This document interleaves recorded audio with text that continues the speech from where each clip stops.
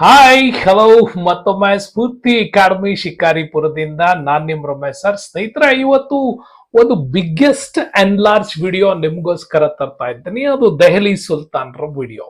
Already ನಿಮ್ಗೆ ನಾನು ಗುಲಾಮಿ ವಂಶದ ಬಗ್ಗೆ ಕೊಟ್ಟಿದ್ದೆ. ಅದು ಒಂದಿಷ್ಟು ಮಾಹಿತಿ ಬಿಟ್ಟುಬಿಟ್ರೆ ಈ ವಿಡಿಯೋ ನಿಮ್ಗೆ ಕಂಪ್ಲೀಟ್ ಆದಂತ ಒಂದು ಲಾಂಗೆಸ್ಟ್ ವಿಡಿಯೋ ಆಗತ್ತೆ. ಯಾಕೆ ಅಂತಂದ್ರೆ ದೆಹಲಿ ಸುಲ್ತಾನರ ಆಡಳಿತದಲ್ಲಿ ಖಿಲ್ಜಿಗಳು, ತೊಗಲಕ್ಗಳು ಮತ್ತೆ ಲೋಧಿ ಸಂತತಿಗಳು ಮಾಡಿದಂತ ಡೆವಲಪ್ಮೆಂಟ್ಸ್ ಗಳ ಬಗ್ಗೆ ಸೈಯದ್ ಸ್ವಲ್ಪ ಸೈಡಿಗೆ ಇಟ್ಬಿಟ್ರೆ ನೀವು ಖಿಲ್ಜಿ, ತೊಗಲಕ್, ಲೋಧಿ ಡೈನೆಸ್ಟ್ ಗಳು ಕೊಟ್ಟಂತ ಅಪಾರ ಪ್ರಮಾಣದ ಒಂದು ಡೆವಲಪ್ಮೆಂಟಲ್ ಹಿಸ್ಟ್ರಿಯನ್ನ ಈ ವಿಡಿಯೋದಲ್ಲಿ ಹಾಕಿದ್ದೀನಿ. ಆಡಳಿತದ ವಿಚಾರಕ್ಕೆ ಸಂಬಂಧಪಟ್ಟಂಗೆ, ಧಾರ್ಮಿಕ ವ್ಯವಹಾರಗಳಿಗೆ ಸಂಬಂಧಪಟ್ಟಂಗೆ ಏನ್ ಪ್ರತಿ ಬಾರಿ ಪ್ರಶ್ನೆಗಳು ಕೇಳ್ತಾ ಇದ್ದಾರೆ, ಆ ಎಲ್ಲ ಪ್ರಶ್ನೆಗಳಿಗೂ ಕೂಡ ಬಹಳ ಬೊಂಬಟ್ಟಾದಂತಹ ಒಂದು ಉತ್ತರವನ್ನ ನಾನು ನಿಮ್ಗೆ ಹೇಳಿದ್ದೀನಿ. ವಿಡಿಯೋ ಸ್ವಲ್ಪ ಲೆಂತ್ ಆಗಿದ್ರು ಪರವಾಗಿಲ್ಲ, ಬಹಳ ಕ್ಲೀನ್ ಆಗಿ ಕುತ್ಕೊಂಡು ನೀವು ಅಧ್ಯಯನ ಮಾಡಿದ್ದೆ ಆದ್ರೆ ನನ್ನ ಪ್ರಕಾರ ಈ ವಿಡಿಯೋ ನಿಮ್ಗೆ ಗುಡ್ ಸಕ್ಸಸ್ ನ ತಂದೆ ತರುತ್ತೆ ಅನ್ನೋಂತ 100% ಗ್ಯಾರಂಟಿ ಹೇಳ್ಬೋದು. ಅಂತ ಅಭೂತಪೂರ್ವವಾದಂತ ವಿಡಿಯೋಗಳನ್ನ ಯಾವತ್ತಿದ್ರು ನಿಮ್ಗೋಸ್ಕರ ಕೊಡೋದು ಸ್ಫೂರ್ತಿ ಅಕಾಡೆಮಿ. ಆ ಒಂದು ನಿಟ್ಟಿನಲ್ಲಿ ನಿಮ್ಮ ಪ್ರಯತ್ನಗಳು ಸದಾ ನಮ್ ಜೊತೆಗಿರಬೇಕು ಅಂತಂದ್ರೆ ಕಾಣ್ತಾ ಇರೋ QR ಕೋಡ್ ನ ಸ್ಕ್ಯಾನ್ ಮಾಡೋದ್ರ ಮುಖಾಂತರ ಚಾನಲ್ ಒಂದಿಷ್ಟು ಡೊನೇಟ್ ಮಾಡ್ಬಿಡಿ. ಯಾಕೆ ಅಂತಂದ್ರೆ ಚಾನಲ್ ಬಿಗ್ಗೆಸ್ಟ್ ಲೆವೆಲ್ ತರಬೇಕು ಅಂತಿದ್ದೀನಿ. ಮುಂದಿನ ದಿನಗಳಲ್ಲಿ ಅದೊಂದು ಯಶಸ್ಸಿನ ಗಾತಿಯಾಗಿ ಇತಿಹಾಸದಲ್ಲಿ ಬಹಳಷ್ಟು ವಿದ್ಯಾರ್ಥಿಗಳಿಗೆ ಒಂದು ಬೆನ್ನೆಲುಬಾಗಿ ನಿಲ್ಲಬೇಕು ಅನ್ನುವಂತ ನಮ್ಮ ಆಸೆಗೆ ನಿಮ್ಮ ಈ ಪ್ರಯತ್ನಗಳು, ಈ ನಿಮ್ಮ ಚಿಕ್ಕ ಧನ ಸಹಾಯಗಳು ತುಂಬಾ ದೊಡ್ಡ ಮಟ್ಟದ ಕೊಡುಗೆಯನ್ನು ಕೊಟ್ಟಂಗ ಆಗತ್ತೆ ಅಂತ ಹೇಳ್ತಾ ಬನ್ನಿ. ದೆಹಲಿ ಸುಲ್ತಾನ್ರ ಕಂಪ್ಲೀಟ್ ಹಿಸ್ಟ್ರಿಯ ಒಂದಿಷ್ಟು ಅಭೂತಪೂರ್ವ ಜೊತೆಗೆ ಇಂಪಾರ್ಟೆಂಟ್ ಹೇಳ್ತಾ ಇದ್ದೀನಿ ನೆನ್ಪಿಟ್ಕೊಳ್ಳಿ. ಕೆಳಗಡೆ ಡಿಸ್ಕ್ರಿಪ್ಷನ್ಸ್ ಅಲ್ಲಿ ತುಂಬಾನೇ ಅದ್ಭುತವಾಗಿರ್ತಕ್ಕಂಥ ಡೆಲ್ಲಿ ಸುಲ್ತಾನ್ರ ವಿಡಿಯೋಗಳ ಲಿಸ್ಟೇ ಇದೆ. ಅದರಲ್ಲೂ ಅಲ್ಬೇರೂನಿ ವಿಡಿಯೋಗಳಂತೂ ತುಂಬಾನೇ ಇಂಪಾರ್ಟೆಂಟ್ ಇದೆ. ಅದನ್ನು ಕೂಡ ನೀವು ನೋಡ್ಕೊಳ್ಳಿ. 8 ಸುಲ್ತಾನ್ಗಳ ಇತಿಹಾಸವನ್ನ ಎಷ್ಟು ಅದ್ಭುತವಾಗಿ ಅವನು ಅವತ್ತು ಎಕ್ಸ್ಪ್ಲೈನ್ ಮಾಡಿದ್ದ ಅನ್ನೋದ್ರ ಬಗ್ಗೆ, ತಾಜುಲ್ ಮಾಸಿರ್ ಅನ್ನೋ ಕೃತಿ ಹೆಂಗೆ ಇವತ್ತಿನ ಅಧ್ಯಯನಕ್ಕೆ ಅವತ್ತು ಸಪೋರ್ಟ್ ಆಗಿತ್ತು ಅನ್ನೋದ್ರ ಬಗ್ಗೆ, ಹೀಗೆ ಅನೇಕ ಸ್ಪೆಷಲ್ ಮಾಹಿತಿಗಳು ಕೂಡ ಈ ವಿಡಿಯೋದ ಎಂಡ್ ವರೆಗೂ ಕೂಡ ಎಕ್ಸ್ಪ್ಲೈನ್ ಮಾಡಿದ್ದೀನಿ. 1 ನಿಮಿಷ ನೀವು ಮಿಸ್ ಮಾಡಿದ್ರು ಕೂಡ ನಿಮ್ಮ ಕೆಸೆಟ್ ನ ರಿಸಲ್ಟ್ ಮೇಲೆ ಅದ ಪ್ರಭಾವ ಬೀರುತ್ತೆ, 100% ಗ್ಯಾರಂಟಿ. ಹಾಗಾಗಿ ಬನ್ನಿ, ದೆಹಲಿ ಸುಲ್ತಾನ್ರ ಈ ಕಂಪ್ಲೀಟ್ ಹಿಸ್ಟ್ರಿಯನ್ನ ನಿಮಗೋಸ್ಕರವಾಗಿ ಫುಲ್ ಸ್ಕ್ರೀನ್ ಅಲ್ಲಿ ಮಾತ್ರ ಇದನ್ನ ಎಕ್ಸ್ಪ್ಲೈನ್ ಮಾಡುವಂತ ಪ್ರಯತ್ನ ಮಾಡಿದ್ದೀನಿ. ನೋಡಿ, ಪ್ರಶ್ನೆ ಈ ರೀತಿಯಲ್ಲಿ ನಮ್ಗೆ ವ್ಯೂ ಆಗಿದೆ. ಜಲಾಲುದ್ದೀನ್ ಫಿರೋಜ್ ಖಿಲ್ಜಿ ಕಾಲದ ಘಟನೆಗಳನ್ನ ಕ್ರಮಾನುಗತವಾಗಿ ಜೋಡಿಸಿ ಅಂತಿದೆ. ಆಕ್ಚುಲಿ ಇಲ್ಲಿ ನಾನು ಆಲ್ರೆಡಿ ನಿಮ್ಗೆ ಇವೆಲ್ಲ ಡೇಟ್ ಗಳನ್ನ ಹಾಕಿದ್ದೀನಿ.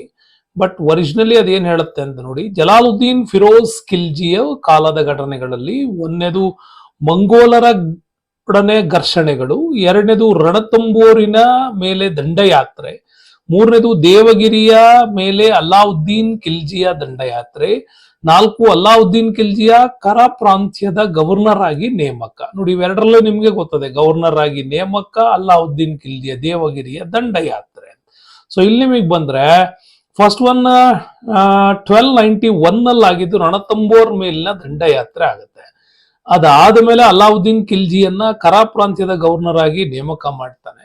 ಅದಾದ್ಮೇಲೆ ಮಂಗೋಲೊಡನೆ ಘರ್ಷಣೆಗಳು ನಡೆಯುತ್ತೆ ಜಲಾಲುದ್ದೀನ್ ಖಿಲ್ಜಿ ಟೈಮಲ್ಲಿ. ಅವ್ರನ್ನ ಕ್ಷಮಿಸ್ಬಿಟ್ಟು ಅಲ್ಲಿ ಸೆರೆ ಸಿಕ್ಕವ್ರನ್ನ ತಗೊಂಬಂದ್ಬಿಟ್ಟು ದೆಹಲಿಯಲ್ಲಿ ಅವ್ರನ್ನ ಇಸ್ಲಾಂ ಧರ್ಮಕ್ಕೆ ಮತಾಂತರ ಮಾಡಿ ಅವರನ್ನ ನವ ಮುಸ್ಲಿಮರು ಅಂತ ಕೂಡ ಅವ್ರನ್ನ ನೇಮಕ ಮಾಡ್ತಾನೆ. ಮುಂದೆ ಇವರೇ ಈ ಸಾಮ್ರಾಜ್ಯಕ್ಕೆ ಮುಳುವಾಗ್ತಾರೆ, ಅದು ಕೂಡ ಹೌದು. ನಿಮ್ಗೆ ಅದನ್ನೇನ್ ಮಾಡ್ಕೊಳ್ಳಿ. ಜೊತೆಗೆ ರಣತಂಬೋರ್ ಮೇಲಿನ ದಂಡಯಾತ್ರೆ 1291 ನಡೆಯುತ್ತೆ. ಇದು ಕ್ರಮಾನುಗತವಾಗಿ 4 ಘಟನೆಗಳು ಜಲಾಲುದ್ದೀನ್ ಫಿರೋಜ್ ಖಿಲ್ಜಿ ಕಾಲದಲ್ಲಿ ನಡೆದಿರ್ತಕ್ಕಂಥದ್ದು. ಅಲ್ಲಿ ಖಿಲ್ಜಿ ಡೈನೆಸ್ಟಿ ಬಗ್ಗೆ ನಾವು ತಿಳ್ಕೋಬೇಕು ಅಂತಂದ್ರೆ, ಖಿಲ್ಜಿ ದೊರೆಗಳಲ್ಲಿ ಇಂಪಾರ್ಟೆಂಟ್ ಅಫ್ಘನ್ ರಾಜರ ಆಡಳಿತ ಅಂತ ಕರಿತೀವಿ. ಇಲ್ಲಿವರೆಗೂ ನಾವು ಗುಲಾಮಿ ಸಂತತಿಯನ್ನ ಮ್ಯಾಮುಲುಕ್ ಅಂತ ಕರಿತಾ ಇದ್ವಿ. ಸೊ ಇವ್ರನ್ನ ನಾವೇನಂತ ಕರಿಬೇಕು ಅಂತಂದ್ರೆ ಅಫ್ಘನ್ ಆಡಳಿತದ ರಾಜರು ಅಂತ. 1290 1320 ದೆಹಲಿಯನ್ನ ಆಳಿದಂತ ಸುಲ್ತಾನರ ವಿಭಾಗದಲ್ಲಿ ಅತ್ಯಂತ ಕಡಿಮೆ ಅವಧಿಯ ಆಳ್ವಿಕೆ ಮಾಡಿರೋದು ಯಾರು ಅಂದ್ರೆ ಅದು ಖಿಲ್ಜಿಗಳು. ಖಿಲ್ಜಿಗಳಲ್ಲಿ ಇಂಪಾರ್ಟೆಂಟ್ ಬರೋದು ಜಲಾಲುದ್ದೀನ್ ಖಿಲ್ಜಿ, ಅಲಾವುದ್ದೀನ್ ಖಿಲ್ಜಿ, ಶಿಹಾಬುದ್ದೀನ್ ಉಮರ್, ಕುತುಬುದ್ದೀನ್ ಮುಬಾರಕ್ ಶಾ ಬರ್ತಾರೆ. ಸೊ ಜಲಾಲುದ್ದೀನ್ ಖಿಲ್ಜಿ 1290 96 ಈ ಇಸ್ವಿಗಳಲ್ಲಿ ಸ್ವಲ್ಪ ವ್ಯತ್ಯಾಸ ಇರುತ್ತೆ ಬೇರೆ ಬೇರೆ ಪೋಕ್ಗಳಿಗೆ. ಇಸ್ವಿಗಿಂತ ಇಂಪಾರ್ಟೆಂಟ್ ಅವ್ರ ಮ್ಯಾಟರ್ಗಳು ನೋಡ್ಕೊಳ್ಳಿ. ಸೊ ಇವನ್ಗೆ ನೀವೀಗ ನೋಡಿದ್ರಿ ಮಂಗೋಲರ ನಿಯಂತ್ರಣದ ವಿವರಗಳ ಸಂಗ್ರಹದ ಬಗ್ಗೆ, ನವ ಮುಸ್ಲಿಮ್ಸು ಇದನ್ನೆಲ್ಲ ನಾವು ನೋಡ್ತೀವಲ್ವಾ. ಈ ಮಂಗೋಲರ ನಿಯಂತ್ರಣದ ಬಗ್ಗೆ ಸ್ಪಷ್ಟವಾಗಿ ನಮ್ಗೆ ಆಧಾರ ಎಲ್ಲಿ ಸಿಗತ್ತೆ ಅಂತ ಕೇಳಿದ್ದಾರೆ. ಇದು ಇಂಪಾರ್ಟೆಂಟ್, ನೆನ್ಪಿಟ್ಕೊಳ್ಳಿ. ಅಮೀರ್ ಖುಸ್ರೋ ಬರೆದಂತಹ ಮಿಫ್ತಾ ಉಲ್ ಫುತುಹಾ ಅನ್ನುವಂತ ಕೃತಿ, ಇದೇ ಕೃತಿ ಮೇಲೆ ನಿಮ್ಗೆ ಈ ಪ್ರಶ್ನೆಯನ್ನ ಕೇಳಿದ್ದಾರೆ. ಅಮೀರ್ ಖುಸ್ರೋ ಅವರ ಮಿಫ್ತಾ ಉಲ್ ಫುತುಹಾ ಅನ್ನುವಂತಹ ಕೃತಿ ಜಲಾಲುದ್ದೀನ್ ಖಿಲ್ಜಿಯ ಯಾವ ವಿವರಗಳನ್ನು ನೀಡಿದೆ ಅನ್ನುವಂತ ಪ್ರಶ್ನೆ ಬಂದಿದೆ. ಯಾವ ವಿವರಗಳನ್ನು ನೀಡಿದೆ ಅಂದ್ರೆ ಮಂಗೋಲರ ನಿಯಂತ್ರಣದ ಮೇಲಿನ ವಿವರಗಳನ್ನ ಅದು ಸಂಗ್ರಹ ಮಾಡಿರೋದೆ ಅಲ್ಲ ಅಮೀರ್ ಖುಸ್ರೋ, ನೆನ್ಪಿಟ್ಕೊಳ್ಳಿ. ಅಮೀರ್ ಖುಸ್ರೋ ಬಗ್ಗೆ ಫುಲ್ ಡೀಟೇಲ್ ಇರ್ತಕ್ಕಂಥ ವಿಡಿಯೋ ಕೆಳಗಡೆ ಡಿಸ್ಕ್ರಿಪ್ಷನ್ಸ್ ಅಲ್ಲಿ ಅದ್ರ ಲಿಂಕ್ ಇದೆ, ದಯವಿಟ್ಟು ನೋಡಿ. ಅವನ ಕಾಲ, ಕೃತಿ, ಕವಿ ಪರಿಚಯ, 8 ಸುಲ್ತಾನರ ಕಾಲದ ಆಡಳಿತ ವ್ಯವಸ್ಥೆಯ ವಿವರಗಳು, ಅದಿಷ್ಟನ್ನು ಕೂಡ ಅದ್ರಲ್ಲಿ ಕಂಪ್ಲೀಟ್ ಮಾಡಿಕೊಟ್ಟಿದ್ದೀನಿ, ನೋಡ್ಬೇಕು ಅದನ್ನ. ನೆಕ್ಸ್ಟ್ ಅಲಾವುದ್ದೀನ್ ಖಿಲ್ಜಿ ಬರ್ತಾನೆ. ಜಲಾಲುದ್ದೀನ್ ಖಿಲ್ಜಿಯ ಮಗ ಅಂದ್ರೆ ಇವನು ದೊಡ್ಡ ಚಿಕ್ಕಪ್ಪ. ಸೊ ಈ ಚಿಕ್ಕಪ್ಪನನ್ನ ಕೊಲೆ ಮಾಡಿಯೇ ಈತ ಅಧಿಕಾರಕ್ಕೆ ಬಂದದ್ದು. 1296ರಿಂದ 1316ವರೆಗೆ ಅಧಿಕಾರ ಮಾಡ್ತಾನೆ. ಸೊ ನೆಕ್ಸ್ಟ್ ಶಿಹಾಬುದ್ದೀನ್ ಉಮರ್ ಬರ್ತಾನೆ. ಇಲ್ಲಿ ಅಲಾವುದ್ದೀನ್ ಖಿಲ್ಜಿಯನ್ನ ವಿಷಪ್ರಾಸನ ಮಾಡಿ ಕೊಂದವನೇ ಮಲ್ಲಿಕ್ ಕಾಫರ್, ಅದನ್ನು ಕೂಡ ನಿಮ್ಗೆ ನೆನ್ಪಿಟ್ಕೊಳ್ಳಿ. ಈ ಮಲ್ಲಿಕ್ ಕಾಫರ್ ದಂಡಯಾತ್ರೆ ಹೇಳುವಾಗ ಕೂಡ ದಕ್ಷಿಣದ ದಂಡಯಾತ್ರೆಗಳನ್ನ ನೀವು ಸರಿಯಾಗಿ ತಿಳ್ಕೋಬೇಕು. ದೇವಗಿರಿಯ ಮೇಲೆ ದಾಳಿ ಮಾಡ್ತಾನೆ, ಅದಾದ ನಂತರ ಕಾಕತೀಯರ ಪ್ರತಾಪರುದ್ರನ ಮೇಲೆ ದಾಳಿ ಮಾಡ್ತಾನೆ, ಅದಾದ್ಮೇಲೆ ಕರ್ನಾಟಕದಲ್ಲಿ ಹೊಯ್ಸಳರ ಮೇಲೆ ದಾಳಿ ಮಾಡ್ತಾನೆ, ಅದಾದ ನಂತರ ಪಾಂಡ್ಯರ ಮೇಲಿನ ದಾಳಿ, ಇಲ್ಲಿ ಸುಂದರ್ ಪಾಂಡ್ಯ ಇದ್ದ, ಇಲ್ಲಿ ಬಲ್ಲಾಳ ಇದ್ದ, ಇಲ್ಲಿ ನಾವು ನೋಡಿ ವಾರಂಗಲ್ನ 3ನೇ ಪ್ರತಾಪರುದ್ರ ದೇವ ಕಾಕತೀಯರಿದ್ರು, ಇಲ್ಲಿ ರಾಮಚಂದ್ರ ದೇವ ಇದ್ದ. ಆದ್ರೆ ವಾಪಸ್ ಈತ ಹೋಗುವ ಸಂದರ್ಭದಲ್ಲಿ ಇಲ್ಲಿ ರಾಮಚಂದ್ರ ದೇವ ಹೋಗಿ ಶಂಕರ ದೇವ ಅವಾಗ ಅಧಿಕಾರದಲ್ಲಿದ್ದ. ಸೊ ಇವನನ್ನ ಸೋಲಿಸಿ ಮಲ್ಲಿಕ್ ಕಾಫರ್ ಇಲ್ಲಿ ಒಯ್ದ ಅಂತ ಹೇಳಿದೀನಿ. ಅವನ ಕಂಪ್ಲೀಟ್ ವಿಡಿಯೋ ನಿಮ್ಗೆ ಇದ್ರಲ್ಲಿ ಸಿಗುತ್ತೆ. ಈ ಕಾಕತೀಯರ ಮೇಲೆ ದಾಳಿ ಮಾಡಿದಾಗ ಅವನಿಗೆ ಸಿಕ್ಕಂತಹ ಕೋಹಿನೂರು ವಜ್ರ ಮುಂದೆ ಮೊಘಲರ ತನಕ ಅದು ಹೆಂಗೆ ಟ್ರಾನ್ಸ್ಫರ್ ಆಯ್ತು ಅಂತ ಹೇಳಿದೀನಿ. ಸೊ ಇಲ್ಲಿ ಅಲಾವುದ್ದೀನ್ ಖಿಲ್ಜಿ ದೇವಗಿರಿ ಮೇಲೆ ಯಾಕೆ ದಾಳಿ ಮಾಡಿಸ್ತಾ ಅನ್ನೋದು ಕೂಡ ಕಂಪ್ಲೀಟ್ ಡೀಟೇಲ್ ಇತಿಹಾಸ ನಿಮ್ಗೆ ಅಲ್ಲಿ ಸಿಗತ್ತೆ. ದಯವಿಟ್ಟು ಅದನ್ನೊಮ್ಮೆ ನೀವೇನ್ ಮಾಡ್ಬೇಕು, ನೋಡ್ಬೇಕು ಸ್ನೇಹಿತರೆ. ಓಕೆ, ಸೊ ನೆಕ್ಸ್ಟ್ ಬಂದ್ಬಿಟ್ಟು ಇಲ್ಲಿ ಶಿಹಾಬುದ್ದೀನ್ ಉಮರ್ ಬರ್ತಾನೆ. ಇದೇ ಮಲ್ಲಿಕ್ ಕಾಫರ್ ಯಾರನ್ನ ಆಡಳಿತಕ್ಕೆ ತರ್ತಾನೆ ಅಂದ್ರೆ ಶಿಹಾಬುದ್ದೀನ್ ಉಮರ್ನನ್ನ ಆಡಳಿತಕ್ಕೆ ತಂದು ತಾನೇ ಅಧಿಕಾರ ಮಾಡ್ತಾನೆ. ಆಮೇಲೆ ಅವನು ಕೂಡ ಸತ್ತು ಹೋಗ್ತಾನೆ. ಅದಾದ ನಂತರ ಕೊನೆ ದೊರೆಯಾಗಿ ಕುತುಬುದ್ದೀನ್ ಮುಬಾರಕ್ ಶಾ ಇಲ್ಲಿ ಅಧಿಕಾರಕ್ಕೆ ಬರ್ತಾನೆ. ಹಂಗಾಗಿ ಖಿಲ್ಜಿಗಳ 4 ಪ್ರಮುಖ ದೊರೆಗಳ ಬಗ್ಗೆ ಇಲ್ಲಿ ನಮಗದು ಎಕ್ಸ್ಪ್ಲೈನ್ ಮಾಡುತ್ತೆ. ನೆಕ್ಸ್ಟ್ ಕ್ವಶನ್ ಬರೋಣ. ಸೊ ಡಿಸ್ಕ್ರಿಪ್ಷನ್ ವಿಡಿಯೋಗಳನ್ನ ದಯವಿಟ್ಟು ನೋಡಿ, ನಿಮ್ಗೆ ಹೆಲ್ಪ್ ಆಗತ್ತೆ. ಅದು ಯುದ್ಧ ಸನ್ನದ್ಧ ಬೃಹತ್ ಸೇನೆಯನ್ನ ಸೃಷ್ಟಿಸಿದ ದೆಹಲಿ ಸುಲ್ತಾನ್ ಯಾರು ಅಂತ 2013ರಲ್ಲಿ ಕೇಳಿದ್ದಾರೆ. ಸೊ ಇಲ್ತಮಾಷ್, ಅಲಾವುದ್ದೀನ್ ಖಿಲ್ಜಿ, ಮೊಹಮ್ಮದ್ ಬಿನ್ ತೊಗಲಕ್, ಸಿಕಂದರ್ ಲೋದಿ ಅಂದ್ರೆ ಅದು ಅಲಾವುದ್ದೀನ್ ಖಿಲ್ಜಿ. ಅಲಾವುದ್ದೀನ್ ಖಿಲ್ಜಿಗೆ ಯಾಕೆ ಈ ಐಡಿಯಾ ಬಂತು? ಓಕೆ, ಒಂದು ಸ್ಟೇಬಲ್ ಸ್ಟ್ಯಾಂಡಿಂಗ್ ಆರ್ಮಿಯನ್ನ ಯಾಕೆ ಆತ ಸ್ಥಿರ ಸೇನೆಯನ್ನ ಬೃಹತ್ ಸೇನೆಯನ್ನ ತಂದ ಅಂದ್ರೆ ದೆಹಲಿ ಮೇಲೆ ಪದೇ ಪದೇ ಆಗ್ತಾ ಇದ್ದಂತ ಮಂಗೋಲರ ದಾಳಿಯನ್ನ ತಡೆಗಟ್ಟಬೇಕಾಗಿತ್ತು. ಹಾಗೆ ಮಂಗೋಲರ ದಾಳಿಗಳು ಇವನ್ ಕಾಲದಲ್ಲಿ ಒಟ್ಟು 5 ಬಾರಿ ಆಗತ್ತೆ. ಅತಿ ಹೆಚ್ಚು ಬಾರಿ ಯಾರ ಕಾಲದಲ್ಲಿ ಆಗಿತ್ತು ಅಂತಂದ್ರೆ 5 ಬಾರಿ ಅಲಾವುದ್ದೀನ್ ಖಿಲ್ಜಿ ಟೈಮ್ ಅಲ್ಲೇ ಆಗಿದ್ದು. ಹಾಗಾಗಿ 5 ಬಾರಿಯ ಕಾಲದಲ್ಲಿ ಅದನ್ನ ನಿಯಂತ್ರಣ ಮಾಡದಂತರಲ್ಲಿ ವೆರಿ ಇಂಪಾರ್ಟೆಂಟ್ ಯಾರು ಅಂತ ಬಂದ್ರೆ ಅದು ಜಫರ್ ಖಾನ್ ಬರ್ತಾನೆ. 3 ದಾಳಿಗಳನ್ನ ಕಂಟ್ರೋಲ್ ಮಾಡದಂತ ಕೀರ್ತಿ ಇವನ್ಗೆ ಸಲ್ಲತ್ತೆ. ಹಾಗಾಗಿ ದಾಳಿಯನ್ನ ಕಂಟ್ರೋಲ್ ಮಾಡಕ್ಕೆ ಗಾಜಿ ಮಲ್ಲಿಕ್ ಇದ್ದ, ಜಾಫರ್ ಖಾನ್ ಇದ್ದ, ಉಲುಗ್ ಖಾನ್ ಅಂತಿದ್ರು. ಇವ್ರು 3 ಜನ ಮಂಗೋಲ್ ದಾಳಿಯನ್ನ ತಡೆಗಟ್ಟಕ್ಕೆ. ಅದಾದ್ಮೇಲೆ ನಿಜಾಮುಲ್ ಮುಲ್ಕ್ ಬರ್ತಾನೆ.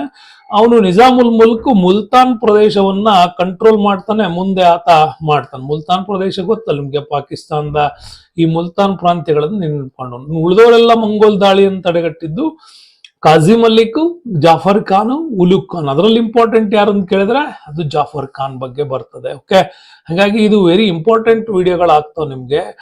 ನೆಕ್ಸ್ಟ್ ಬರೋಣ. 2013ರಲ್ಲಿ ಕೇಳಿರೋ ಮತ್ತೊಂದು ಪ್ರಶ್ನೆ ಇದೆ ನೋಡಿ. 15 ಮತ್ತು ಆರಂಭಿಕ 16ನೇ ಶತಮಾನ, end of 15 and starting of 16 ಅತ್ಯಂತ ಪ್ರಸಿದ್ಧ ಇತಿಹಾಸಕಾರರೆಂದರೆ ಅಂತ ಕೊಟ್ಟಿದ್ದಾರೆ. ಜಾಮಿ, ಜಿಯಾವುದ್ದೀನ್ ಬರ್ಣಿ, ಆಸಿಫ್ ಇಸಾಮಿ ಅಂತಿದೆ. ಅದರಲ್ಲಿ ಇವರಿಬ್ರು ಇಂಪಾರ್ಟೆಂಟ್ ಆಗ್ತಾರೆ, ಜಾಮಿ ಮತ್ತೆ ಜಿಯಾವುದ್ದೀನ್ ಬರ್ಣಿ ಅಂತ. ಇವರಿಬ್ಬರದು ಕೂಡ ಸಾಹಿತ್ಯ ಸಂಸ್ಕೃತಿಗಳ ವಿಡಿಯೋ ಕೂಡ ಕೆಳಗಡೆ ಡಿಸ್ಕ್ರಿಪ್ಷನ್ಸ್ ಅಲ್ಲಿ ಇದೆ, ದಯವಿಟ್ಟು ನೋಡ್ಕೋಬೇಕು ನೀವು. ಓಕೆ, ಪದೇ ಪದೇ ಅದನ್ನೇ ಹೇಳಬಾರ್ದು ಅನ್ನೋ ಕಾರಣಕ್ಕಾಗಿ, ಮತ್ತೆ ನಿಮ್ಗೆ ಸಮಯ ತುಂಬಾ ಇಂಪಾರ್ಟೆಂಟ್ ಇರುತ್ತೆ, ನಾನು ಅದನ್ನೇ ಹೇಳ್ತಾ ಕುತ್ಕೋಬಾರ್ದು ಅನ್ನೋ ಕಾರಣಕ್ಕೆ. ಮತ್ತೆ ನಿಮ್ಗೆ ಅದು ಗೊತ್ತಿದ್ದವರಿಗೆ ತುಂಬಾ ಜನರಿಗೆ ಗೊತ್ತಿರುತ್ತೆ, ವಿಡಿಯೋ ನೋಡಿದ್ದೀರಿ. ಗೊತ್ತಿಲ್ಲದೆ ಇದ್ದವ್ರು ಆ ವಿಡಿಯೋ ಮತ್ತೊಮ್ಮೆ ನೋಡ್ಕೊಳ್ಳಿ. ನಿಮ್ಮ ಸಮಯಕ್ಕೆ ಅನುಗುಣವಾಗಿ.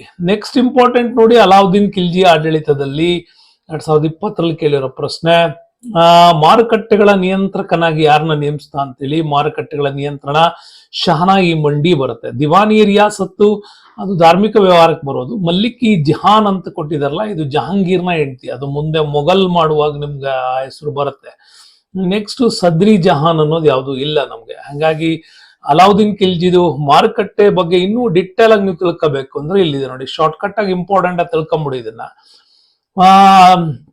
ಅಲಾವುದ್ದೀನ್ ಖಿಲ್ಜಿ ಮಾರುಕಟ್ಟೆಯನ್ನ 3 ಭಾಗಗಳಾಗಿ ಮಾಡ್ಕೊಂಡಿದ್ದ. ಒಂದು ಧಾನ್ಯ ಮಾರುಕಟ್ಟೆ ಅಂತ, ಇನ್ನೊಂದು ಬಟ್ಟೆ ಮಾರುಕಟ್ಟೆ ಅಂತ, ಮತ್ತೊಂದು ಪ್ರಾಣಿಗಳಿಗಾಗಿ ಕುದುರೆಗಳು, ಗುಲಾಮರು, ದನಗಳಿಗಾಗಿ ಮಾರುಕಟ್ಟೆ. 3 ರೀತಿಯ ಮಾರುಕಟ್ಟೆ ವ್ಯವಸ್ಥೆಗಳನ್ನ ಇಡಲಾಗಿತ್ತು.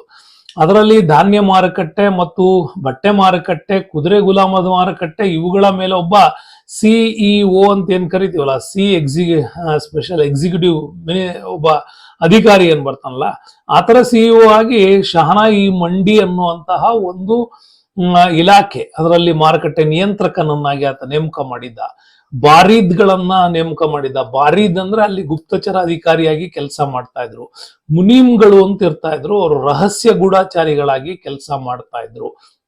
ಇನ್ನು ದಿವಾನಿ ರಿಯಾಸತ್ ಅಂತ ಏನ್ ಬಂತಲ್ಲ, ಇದು ವ್ಯಾಪಾರಿಗಳ ಸಂಘಟನಾ ಇಲಾಖೆ ಅಂತ ಕರಿತೀವಿ. ಆ ಕಾಲದಲ್ಲಿ ದಿವಾನಿ ರಿಯಾಸತ್ ಅಂತಂದ್ರೆ ಇಲ್ಲಿದ್ದಂತಹ ಏನು APMC ಕಾರ್ಪೊರೇಟರ್ಸ್ ಗಳಂತ ಕರಿತಿರಲ್ಲ, ಆ ತರ ಒಂದು ವ್ಯಾಪಾರಿಗಳ ಸಂಘಟನೆ ಆಗಿತ್ತು ದಿವಾನ್ ಇ ರಿಯಾಸತ್ ಅಂತ.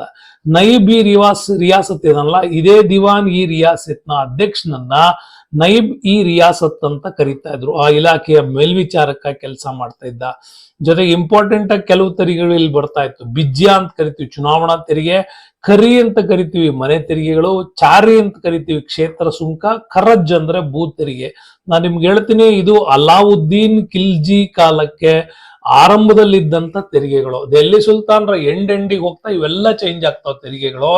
ಬಟ್ ಅಟ್ ಪ್ರೆಸೆಂಟ್ ನಿಮ್ಗೆ ಮಾರುಕಟ್ಟೆ ಮತ್ತು ಅದಕ್ಕೆ ಸಂಬಂಧಪಟ್ಟಂತ ತೆರಿಗೆ ನೀತಿ ಬಗ್ಗೆ ಏನಾದ್ರೂ ಪ್ರಶ್ನೆ ಕೇಳಿದ್ರೆ ನೆನ್ಪಿಟ್ಕೊಳ್ಳಿ, ಅಲಾವುದ್ದೀನ್ ಖಿಲ್ಜಿ ಕಾಲಕ್ಕಿದ್ದದ್ದು ಬಿಜ್ಯ ಚುನಾವಣಾ ತೆರಿಗೆ, ಖರಿ ಮನೆ ತೆರಿಗೆ ಇತ್ತು, ಚಾರಿ ಕ್ಷೇತ್ರ ಸುಂಕ ಇತ್ತು, ಖರಜ್ ಸುಂಕ ಇತ್ತು. ಇದು ನಾನು ಹೇಳ್ತಾ ಇರೋದು ಮಾರುಕಟ್ಟೆ, ಕೃಷಿ ಇದಕ್ಕೆ ಸಂಬಂಧಪಟ್ಟಂಗೆ. ಇನ್ನೂ ಅನೇಕ ತೆರಿಗೆಗಳು ಕೂಡ ಇರ ಕಾಲದಲ್ಲಿ ಇತ್ತು. ಅದು ನಿಮ್ಗೆ ದೆಹಲಿ ಸುಲ್ತಾನರ ಆಡಳಿತದಲ್ಲಿ ಹೇಳಿದೀನಿ, ನೋಡ್ಬೋದು. ನೆಕ್ಸ್ಟ್ ಬರೋಣ. ಕೆಳಗೆ ನೀಡಿರುವ 2 ವಾಕ್ಯಗಳಲ್ಲಿ ಒಂದು ಇದಕ್ಕೆ ಬರುತ್ತೆ ನೋಡಿ. ಹೇಳಿಕೆಯೇ ಕೊಟ್ಟಿದೆ ನೋಡಿ, ಪ್ರಾಚೀನ ಭಾರತದ ಪದ್ಧತಿಗಳಲ್ಲಿ ಉತ್ತಮವಾದ ಸ್ಥಾಪನೆಯಾಗಿದ್ದ ಪದ್ಧತಿ ರಾಜ್ಯದ ಬೇಡಿಕೆಯ ಮೌಲ್ಯಮಾಪನೆಗೆ ಮೂಲವಾಗಿ ಭೂಮಿಯ ಮಾಪನವನ್ನು ಪ್ರಥಮ ಬಾರಿಗೆ ಪರಿಚಯಿಸಿದವರು ದೆಹಲಿಯ ಮುಸಲ್ಮಾನ ಅರಸನಾಗಿದ್ದ ಅಲಾವುದ್ದೀನ್ ಖಿಲ್ಜಿ. ಎಸ್, ಅವನು ಕೃಷಿ ಕಂದಾಯಕ್ಕಾಗಿ ಭೂಮಿಯನ್ನ ಅಳತೆ ಮಾಡುವಂತಹ ಪದ್ಧತಿಯನ್ನ ತಂದಿದ್ದ. ನೆಕ್ಸ್ಟ್, ಧಾನ್ಯ ಮಾರುಕಟ್ಟೆಗಳ ನಿಯಂತ್ರಕನಾಗಿ ಉಲುಗ್ ಖಾನ್ ಅನ್ನ ಶಹನಾಯಿ ಮಂಡಿ ಮುಖ್ಯಸ್ಥನನ್ನಾಗಿ ನೇಮಕ ಮಾಡಿದ್ದಾಯ್ತ.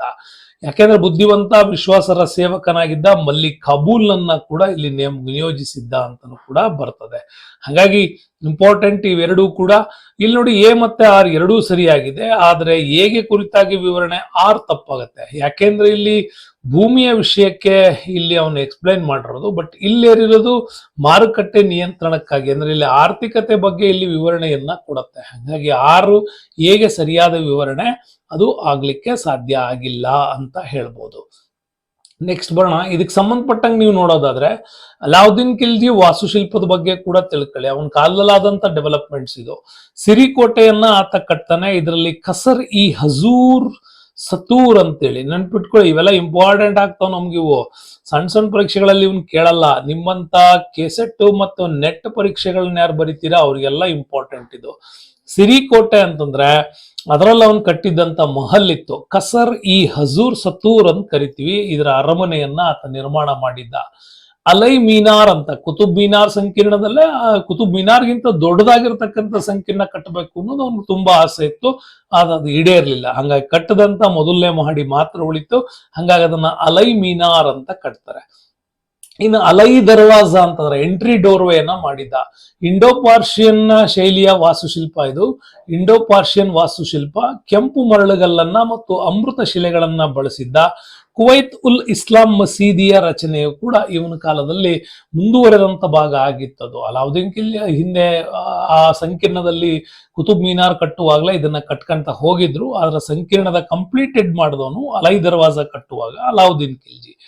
ಇನ್ನು ಜಮತ್ ಖಾನ ಮಸೀದಿ ಅಂತ ಬರುತ್ತೆ. ಅಲಾವುದ್ದೀನ್ ಖಿಲ್ಜಿ ಮಗ ಕಿಜರ್ ಖಾನ್ ಇದನ್ನ ರಚನೆ ಮಾಡಿದಂತವ್ರು. ಕಿಜರ್ ಖಾನ್ ನೆನ್ಪಿಟ್ಕೊಳ್ಳಿ, ದಕ್ಷಿಣ ಭಾರತದ ಮೇಲೆ ಏನ್ ಮಲ್ಲಿಕಾಫರ್ ದಾಳಿ ಮಾಡಿದ್ನಲ್ಲ, ಆ ಮಲ್ಲಿಕಾಫರ್ ದಾಳಿ ಮಾಡುವಾಗ ಅವರ ಸಹಾಯಕನಾಗಿ ಭಾಗವಹಿಸಿದವನೇ ಈ ಕಿಜರ್ ಖಾನ್, ನೆನ್ಪಿಟ್ಕೊಳ್ಳಿ. ಇದ್ರ ಪಕ್ಕದಲ್ಲೇ ಜಮತ್ ಖಾನ ಮಸೀದಿ ಪಕ್ಕದಲ್ಲೇ ನಿಜಾಮುದ್ದೀನ್ ಔಲಿಯಾ ಸಮಾಧಿ ಕೂಡ ಇದೆ ಇವತ್ತು ದೆಹಲಿನಲ್ಲಿ. ಹೌಜಿ ಆಲೈ ಅಂತ ಕರಿತೀವಿ. ಹೌಜಿ ಆಲೈ ಅಂದ್ರೆ ಇವನ್ ಕಟ್ಟದಂತ ಸಿರಿಕೋಟೆಗೆ ನೀರು ಪೂರೈಕೆ ಮಾಡ್ಲಿಕ್ಕೆ ಬೇಕಾಗಿರ್ತಕ್ಕಂಥ ನೀರಿನ ಜಲಾಶಯವನ್ನ ಕೂಡ ಈತ ಕಟ್ಟಿದ್ದ. ಹಂಗಾಗಿ ಅಲಾವುದ್ದೀನ್ ಖಿಲ್ಜಿ ಕಾಲದ ವಾಸ್ತುಶಿಲ್ಪದಲ್ಲಿ ಇವಿಷ್ಟು ಇಂಪಾರ್ಟೆಂಟ್ ಆಗಿ ನಮ್ಗೆ ಬರ್ತವೆ. ಸೊ ನೆಕ್ಸ್ಟ್ ಬರೋಣ, 2016 ಅಲ್ಲಿ ಕೇಳಿದಾರೆ ನೋಡಿ ಪ್ರಶ್ನೆ.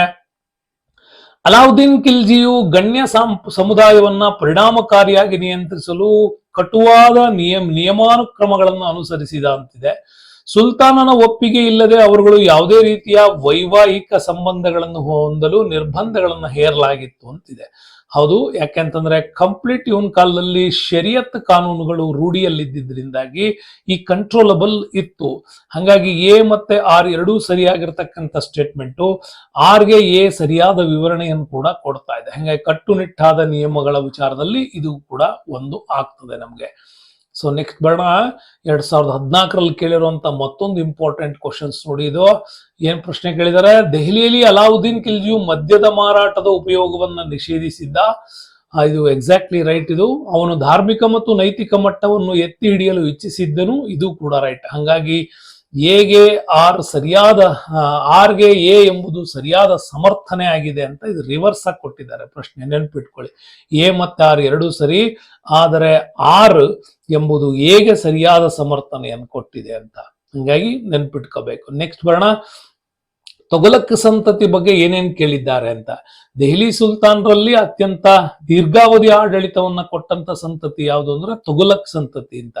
ಅದ್ರ ಬಗ್ಗೆ ನಮ್ಗೆ ನೋಡುವಾಗ ತೊಗಲಕ್ ವಿಚಾರಗಳನ್ನು ತುಂಬಾ ಇಂಪಾರ್ಟೆಂಟ್ ಆಗಿ ನೋಡ್ಬೇಕಾಗತ್ತೆ. ಏನ್ ಹೇಳ್ತಾರೆ ತೊಗಲಕ್ ಸಂತತಿಯಲ್ಲಿ ಅಂದ್ರೆ, 1320ರಿಂದ 1413ರವರೆಗೆ ತೊಗಲಕ್ ಸಾಮ್ರಾಜ್ಯ ಆಡಳಿತವನ್ನ ಮಾಡಿದೆ. ಇದು ಈ ರೀತಿ ಆಡಳಿತ ಮಾಡುವುದರಿಂದಾಗಿನೇ ಇಲ್ಲಿ ಏನಕ್ಕೆ ಈ ತೊಗಲಕ್ ಸಂತತಿ ಇಷ್ಟು ಡೆವಲಪ್ಮೆಂಟ್ ಆಯ್ತು ಅಂದ್ರೆ, ಭಾರತದಲ್ಲಿ ಮೊದಲ ಬಾರಿಗೆ ಒಂದು ಬೃಹತ್ ಮಟ್ಟದ ಉತ್ಪಾದನೆ ಮಾಡುವಂತ ಕಾರ್ಖಾನೆ ಪದ್ಧತಿಗಳು ಇಂಟ್ರೊಡ್ಯೂಸ್ ಆಯ್ತು. ಮತ್ತೆ ನೀರಾವರಿ ಕಾಲುವೆಗಳ ಒಂದು ಸಮರ್ಪಕ ವ್ಯವಸ್ಥೆಯನ್ನು ಮಾಡಿದವರು ತೊಗಲಕ್ ಸಂತತಿಯವರು. ಹಾಗಾಗಿ ಇವು ಎರಡೂ ಕೂಡ ಕೃಷಿ ಮತ್ತೆ ಕೈಗಾರಿಕೆ ಎರಡೂ ಡೆವಲಪ್ಮೆಂಟ್ ಆಗಿದ್ರಿಂದ ಈ ಕಾಲದಲ್ಲೇ ಭಾರತದಲ್ಲಿ ಒಂದು ಆರ್ಥಿಕ ವೇಗ ಪಡೆಯಲಿಕ್ಕೆ ಇದು ತುಂಬಾ ಸಹಾಯವಾದಂತ ಅಂಶ ಅಂತ ನೆನ್ಪಿಟ್ಕೊಳ್ಳಿ. ದೆಹಲಿ ಸುಲ್ತಾನರಲ್ಲಿ ಆರ್ಥಿಕ ವೇಗವನ್ನ ಪಡೆಯೋದಕ್ಕೆ ಕಾರಣವಾಗಿದ್ದ ಸಂತತಿ ಯಾವುದು ಅಂತ ಕೇಳಿದ್ರೆ ಅದು ತೊಗಲಕ್ ಸಂತತಿ, ನೆನಪಿಟ್ಕೊಳ್ಳಿ.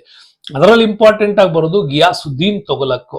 ಅವನು ಘಾಜಿ ಮಲ್ಲಿಕ್ ಅನ್ನೋದು ಕೂಡ ಅವನ ಮೂಲ ಹೆಸರು. ಅಲಾವುದ್ದೀನ್ ಖಿಲ್ಜಿ ಟೈಮಲ್ಲೇ ಮಂಗೋಲರ ದಾಳಿಯನ್ನ ಕಂಟ್ರೋಲ್ ಮಾಡೋದಕ್ಕಾಗಿ ಈ ಸೇನೆಗೆ ಸೇರ್ಕೊಂಡು ನಿಯಂತ್ರಕನಾಗಿ ಕೆಲಸ ಮಾಡ್ತಾ ಇದ್ದ. ಮುಂದೆ ಅವನೇ ಅಧಿಕಾರಕ್ಕೆ ಬರ್ತಾನೆ. 1320ರಿಂದ 25ರಲ್ಲಿ ಮಾಡ್ತಾನೆ. ತುಘಲಕಾಬಾದ್ ಕೋಟೆ ಇವನು ಕಟ್ಟದಂತ ಪ್ರಮುಖ ವಾಸ್ತುಶಿಲ್ಪ. ನೆಕ್ಸ್ಟ್ ಮಹಮ್ಮದ್ ಬಿನ್ ತೊಗಲಕ್ಕು ಮೂಲ ಹೆಸರು ಜುನಾ ಖಾನ್ ಅಂತ ಕೂಡ ಕರಿತೀವಿ. 1351ರಿಂದ 88ರವರೆಗೆ ದೀರ್ಘಾವಧಿ ಆಡಳಿತ ಮಾಡಿದ್ದಾನೆ. ಇವನ್ಗೆ ವೆರಿ ಇಂಪಾರ್ಟೆಂಟ್, ಬಲ್ಬನ್ ಬಿಟ್ರೆ ದೈವಿಕ ಹಕ್ಕು ನಂಬಿಕೆ ಸಿದ್ಧಾಂತವನ್ನ ಅತಿ ದೊಡ್ಡ ಮಟ್ಟದಲ್ಲಿ ಪ್ರತಿಪಾದನೆ ಮಾಡಿದವರು ಯಾರು ಅಂತಂದ್ರೆ ಅದು ಮಹಮ್ಮದ್ ಬಿನ್ ತೊಗಲಕ್. ಬೆಹಾನ್ ಮಸೀದಿ ಮತ್ತು ಜಹಾನ್ಪನಾ ರಾಜನಿವಾಸ ಇವನ್ ಕಾಲದ ಶ್ರೇಷ್ಠ ವಾಸ್ತುಶಿಲ್ಪ ರಚನೆಗಳು. ಬೆಹಾನ್ ಮಸೀದಿ ಮತ್ತೆ ಜಹಾನ್ಪನಾ ರಾಜನಿವಾಸ ಇದನ್ನ ಕಟ್ಟಲಿಕ್ಕೆ ಅವನು ತುಂಬಾ ದೊಡ್ಡ ಮಟ್ಟದ ಆದಾಯವನ್ನು ಎಲ್ಲಿಂದ ತಂದ ಅಂದ್ರೆ 1361ರಲ್ಲಿ ಪುರಿ ಜಗನ್ನಾಥ ದೇವಾಲಯವನ್ನ ನಾಶ ಮಾಡಿದ್ದು. ಒಡಿಶಾ ಮೇಲಿನ ದಾಳಿ ಮಾಡುವಾಗ ಅಲ್ಲಿ ಸಿಕ್ಕಂತ ಪುರಿ ಜಗನ್ನಾಥ ದೇವಾಲಯದ ಸಂಪೂರ್ಣ ಆಸ್ತಿಯನ್ನ ಲೂಟಿ ಮಾಡಿನೇ ಅವನು ಜಹಾನ್ಪನಾ ರಾಜನಿವಾಸ್ ಮತ್ತು ಬೆಹಾನ್ ಮಸೀದಿಗಳಿಗೆ ಬೇಕಾದಂತ ಹಣಕಾಸನ್ನು ಒಟ್ಟುಗೂಡಿಸ್ತಾ ಅಂತ ಇತಿಹಾಸ ಹೇಳುತ್ತೆ. ನೆಕ್ಸ್ಟ್ ಫಿರೋಜ್ ಶಾ ತೊಗಲಕ್ ಬರ್ತಾನೆ. ಅದಾದ ನಂತರ ದಿವಾನ್ ಖೈರತ್ ಇವನ್ ಕಾಲದ ಒಂದು ಬಹಳ ಮುಖ್ಯವಾಗಿರ್ತಕ್ಕಂಥ ದತ್ತಿ ಕಚೇರಿ ಸ್ಥಾಪನೆ. ದಿವಾನಿ ಬಂದಗಾನ್ ಅಂತ ಕರಿತೀವಿ, ಗುಲಾಮರಿಗಾಗಿ ಸಪೋರ್ಟ್ ಮಾಡ್ತಾ ಇದ್ದಂತ ಒಂದು ಇಲಾಖೆ, ಅವರ ಸಂರಕ್ಷಣೆಗಾಗಿ.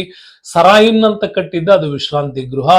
4 ಹೊಸ ಪಟ್ಟಣಗಳ ನಿರ್ಮಾಣಕಾರ ಅಂತ ಕರಿತೀವಿ, ಒಂದು ಫಿರೋಜಾಬಾದ್, ಮತ್ತೊಂದು ಫತೇಬಾದ್, ಮತ್ತೊಂದು ಖೌನ್ಸಾರ್ ಮತ್ತು ಹಿಸ್ಸಾರ್ ಅಂತ. ಫುತುಹತ್ ಈ ಫಿರೋಜ್ ಶಾಹಿ ಅನ್ನೋದು ಇವನೇ ಬರೆದಿರ್ತಕ್ಕಂಥ ಒಂದು ಇಂಪಾರ್ಟೆಂಟ್ ಆತ್ಮಚರಿತ್ರೆ, ಅದು ಆಟೋಬಯೋಗ್ರಫಿ, ಫುತುಹತ್ ಈ ಫಿರೋಜ್ ಶಾಹಿ ಅಂತ. ನೋಡಿ, ತೊಗಲಕ್ ಸಂತತಿಯಲ್ಲಿ ಇದು ಒಂದು ಸ್ಲೈಡ್ ನಿಮ್ಗೆ ಬಹಳಷ್ಟು ಪ್ರಶ್ನೆಗಳಿಗೆ ಉತ್ತರ ಕೊಡುತ್ತೆ. ಸಮಯ ವೇಸ್ಟ್ ಮಾಡಬೇಡಿ, ತುಂಬಾ ಪಟಪಟವಾಗಿ ಇದನ್ನ ಚೆನ್ನಾಗಿ ತಿಳ್ಕೊಳ್ಳಿ ಅಂತ ಹೇಳ್ತೀನಿ. ಜೊತೆಗೆ ತುಘಲಕ್ ಸಂತತಿಯಲ್ಲಿ ಇಂಪಾರ್ಟೆಂಟು ಕುತುಬ್ ಫಿರೋಜ್ ಶಾಹಿ ಪುಸ್ತಕ. ಇದು ಇದುವರೆಗೂ ಕೂಡ ಇದಕ್ಕೆ ಸ್ಪಷ್ಟವಾದಂತ ಆಧಾರ ನನಗೂ ಸಿಕ್ಕಿಲ್ಲ. ಇದ್ರ ಬಗ್ಗೆ ಪ್ರಶ್ನೆ ಆಲ್ರೆಡಿ ಒಂದು ಬಂದಿರೋದ್ರಿಂದ ಬಹಳ ನೋಡಿದೀನಿ. ಕುತುಬ್ ಫಿರೋಜ್ ಶಾಹಿ ಪುಸ್ತಕ ಭೌತಶಾಸ್ತ್ರಕ್ಕೆ ಸಂಬಂಧಪಟ್ಟಂತ ಪುಸ್ತಕ. ಯಾಕೆಂತಂದ್ರೆ ಇಲ್ಲಿ ನೀರಾವರಿ ಪ್ಲಸ್ ಕಾರ್ಖಾನೆಗಳ ಪದ್ಧತಿ ಬೆಳೆಯೋದಕ್ಕೆ ಇಲ್ಲಿ ಫಿಸಿಕ್ಸ್ ತುಂಬಾನೇ ಕೆಲಸ ಮಾಡಿದೆ. ಹಾಗಾದ್ರೆ ಇವನಿಗೆ ಆ ಫಿಸಿಕ್ಸ್ ಸೊಲ್ಯೂಷನ್ಸ್ ಅನ್ನು ಯಾರು ಕೊಡ್ತಾ ಇದ್ರು ಅಂತ ಬಂದಾಗ ಈ ಪುಸ್ತಕದಲ್ಲ ವಿವರಣೆಗಳಿತ್ತು ಅಂತ ಹೇಳ್ತಾರೆ. ಕುತುಬ್ ಫಿರೋಜ್ ಶಾಹಿ ಎನ್ನುವಂತ ಪುಸ್ತಕ. ಬಟ್ ಇದ್ರ ಬಗ್ಗೆ ಎಲ್ಲೂ ನಮ್ಗೆ ದೊಡ್ಡ ಮಟ್ಟದ ಆಧಾರಗಳು ಸಿಕ್ಕಿಲ್ಲ. ದಾರುಲ್ ಶಫಾ ಅಂತೇಳಿ ಒಂದು ಆಸ್ಪತ್ರೆಯನ್ನ ನಿರ್ಮಾಣ ಮಾಡಿದ್ ಇವ್ರ ಕಾಲದಲ್ಲೇ. ದಿವಾನಿ ಖೈರತ್ ಮ್ಯಾರೇಜ್ ಮತ್ತೆ ಎಂಪ್ಲಾಯ್ಮೆಂಟ್ ಬ್ಯೂರೋ ಆಗಿ ಕೆಲಸ ಮಾಡ್ತಾ ಇದ್ದಿದ್ದು ಇದು ಕೂಡ ಬಂದೆ. ಇನ್ನು ಅಂತಿಮ ದೊರೆಗಳಲ್ಲಿ ತುಘಲಕ್ ಡೈನೆಸ್ಟಿಯಲ್ಲಿ ಎರಡನೇ ಗಿಯಾಸುದ್ದೀನ್ ತುಘಲಕ್ ಶಾ ಅಧಿಕಾರದಲ್ಲಿದ್ದ, ಅಬೂಬಕರ್ ಶಾ ಇದ್ದ, ನಾಸಿರುದ್ದೀನ್ ಮೊಹಮ್ಮದ್ ತುಘಲಕ್ ಬರ್ತಾನೆ.